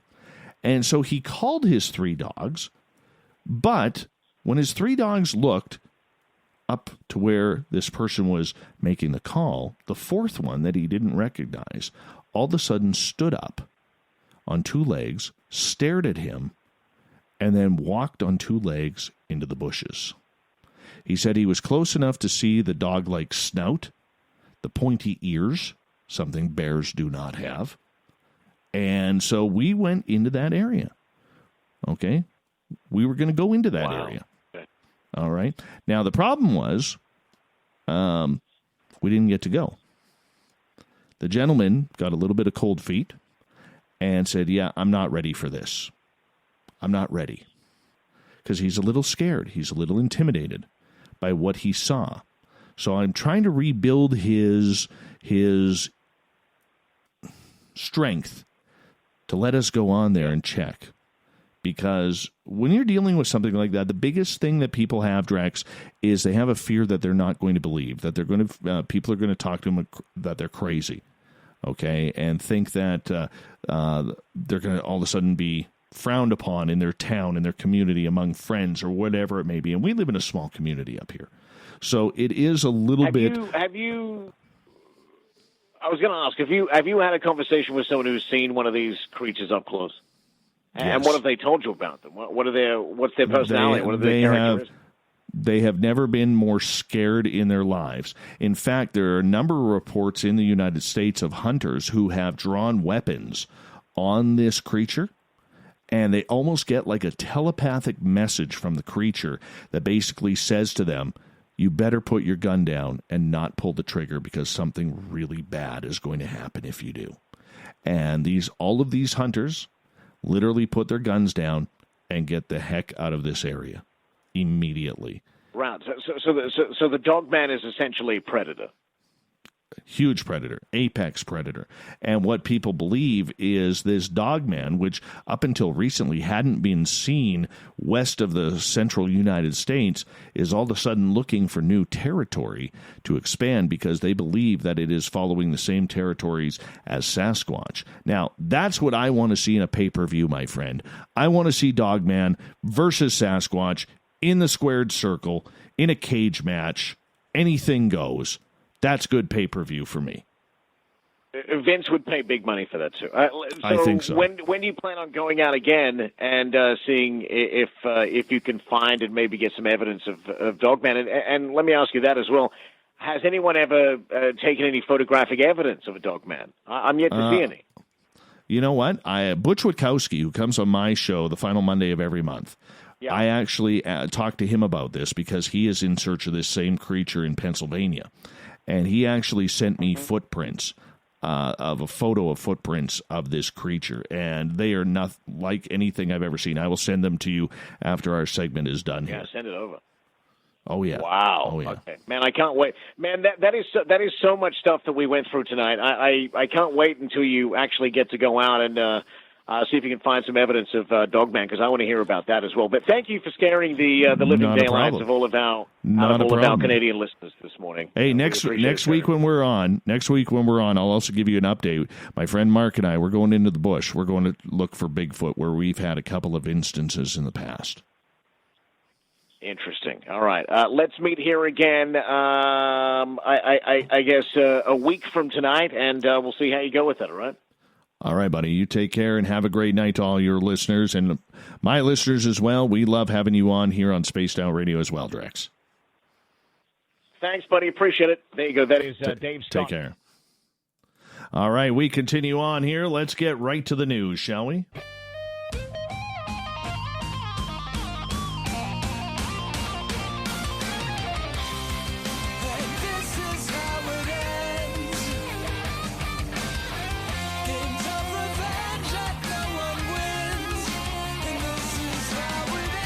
The news is always changing, which is why we bring you the SOR Newswire, the back end of every show where we get to the weird, the strange, the wacky, and sometimes the reason not to go in the ocean.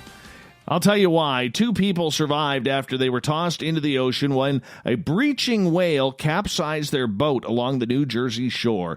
The occupants of the 25-foot boat were fishing close to the shore of Seaside Park when the whale surfaced and decided to knock the vessel right out of the water. Friends of Seaside Park posted an image of the boat on the beach after the incident, saying the whale, which appeared to be a humpback, did not appear to be injured, which is good. The 2 people on the boat managed to swim ashore, and the boat eventually washed up on the beach. There was no word of injuries. Glad to see the whale swam away, though. You got to think, did you think he did that on purpose? I totally think so. Totally think so. And in Banff, Alberta, this is really cool.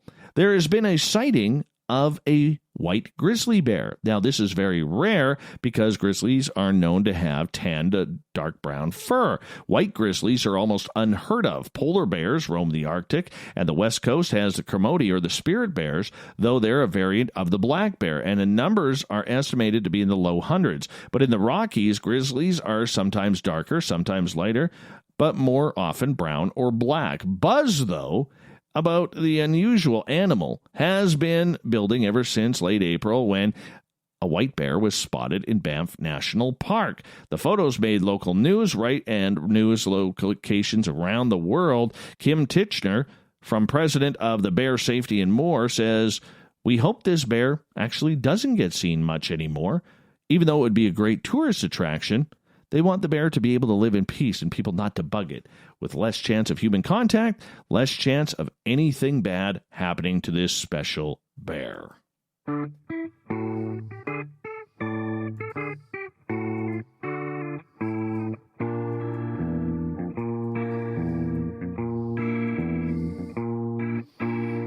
Thought of the Day happens every night at this time, where we ask a question on our Facebook and Twitter pages, then read your responses on the air because we love the audience participation around here. Today's Thought of the Day is as follows. In your opinion, who is the best researcher of the paranormal, UFOs, or cryptid world? Let's start with Marty, who posts his weird-looking kid clown on Twitter at #SpacedOutRadio. For overall research on everything dealing with the paranormal, John Tenney gets his vote because not only does John do good research, but he keeps things unbiased and makes his work easy and fun to digest. Isn't that true? Totally true, Marty. I agree with you. Bee Gees, down in Australia, how's tomorrow looking, by the way, says John Tenney as well as Walter Bosley. That's a fantastic choice. Kristen, she's a little biased. She says Dave Scott. Who is that guy? Who is he? William Poland. Yeah, he'll be on the air tomorrow night with us. Kevin Douglas Randall. Kevin has a healthy skepticism, maintains his objectivity, is dispassionate in his approach to the UFO problem, and is a tireless and thorough researcher.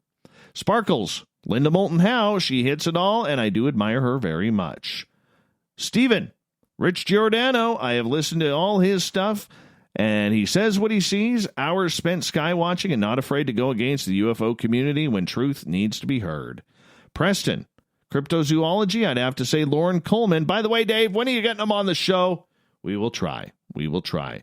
Scott agrees with Richard Dolan. Debbie says herself because the ones on TV are in it for the entertainment and fame. All right. Finally, we will get to Jeremy. When it comes to real UFO answers, no nonsense kind of news, Richard Dolan. I like Grant Cameron as my next choice. Grant's usually first when it comes to breaking the news. Thank you to everybody who participated in the Thought of the Dave, albeit abbreviated today, but that's okay. That's okay. At least we got it in. You can do so again tomorrow on our Facebook and Twitter pages at Spaced Out Radio. There you go. And thank you to Captain Shirk for the abbreviated but absolutely entertaining news tonight. All of our SOR Newswire can be found on our website, spacedoutradio.com, and, of course, our Facebook page, SOR Newswire, as well for the news. And to Melissa Tittle for coming on, just talking everything to do with the weird and strange and paranormal and supernatural world. MelissaTittle.com is her website. We got Mr. Ron Bumblefoot Thal rocking in the background with Little Brother is Watching. Bumblefoot is the official music of Spaced Out Radio, rocking us in and out of every single show. Get your horns up for the guitar god himself. Special thanks to everybody listening in at home, in your cars, at work, wherever you may be. Thank you to everybody participating in our chat rooms tonight on YouTube, Spreaker, LGAB, Revolution Radio, Facebook, the Space Travelers Club on our website, and to all the snarkers and snarkettes on Twitter at hashtag Spaced Out Radio. Muchos gracias, everyone. Remember, this show is copyright by Spaced Out Radio and SOR Media Ventures Limited. Thank you so much for choosing to share your evening with us, because together, my friends, we're watching. We own the night. Mr. Bumblefoot, we need a favor. We need you to take us home.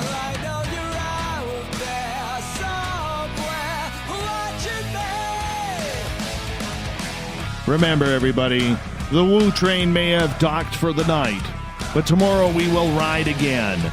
Your seat is still available. Your ticket never expires. Come join us for the wildest ride of your life. Good night.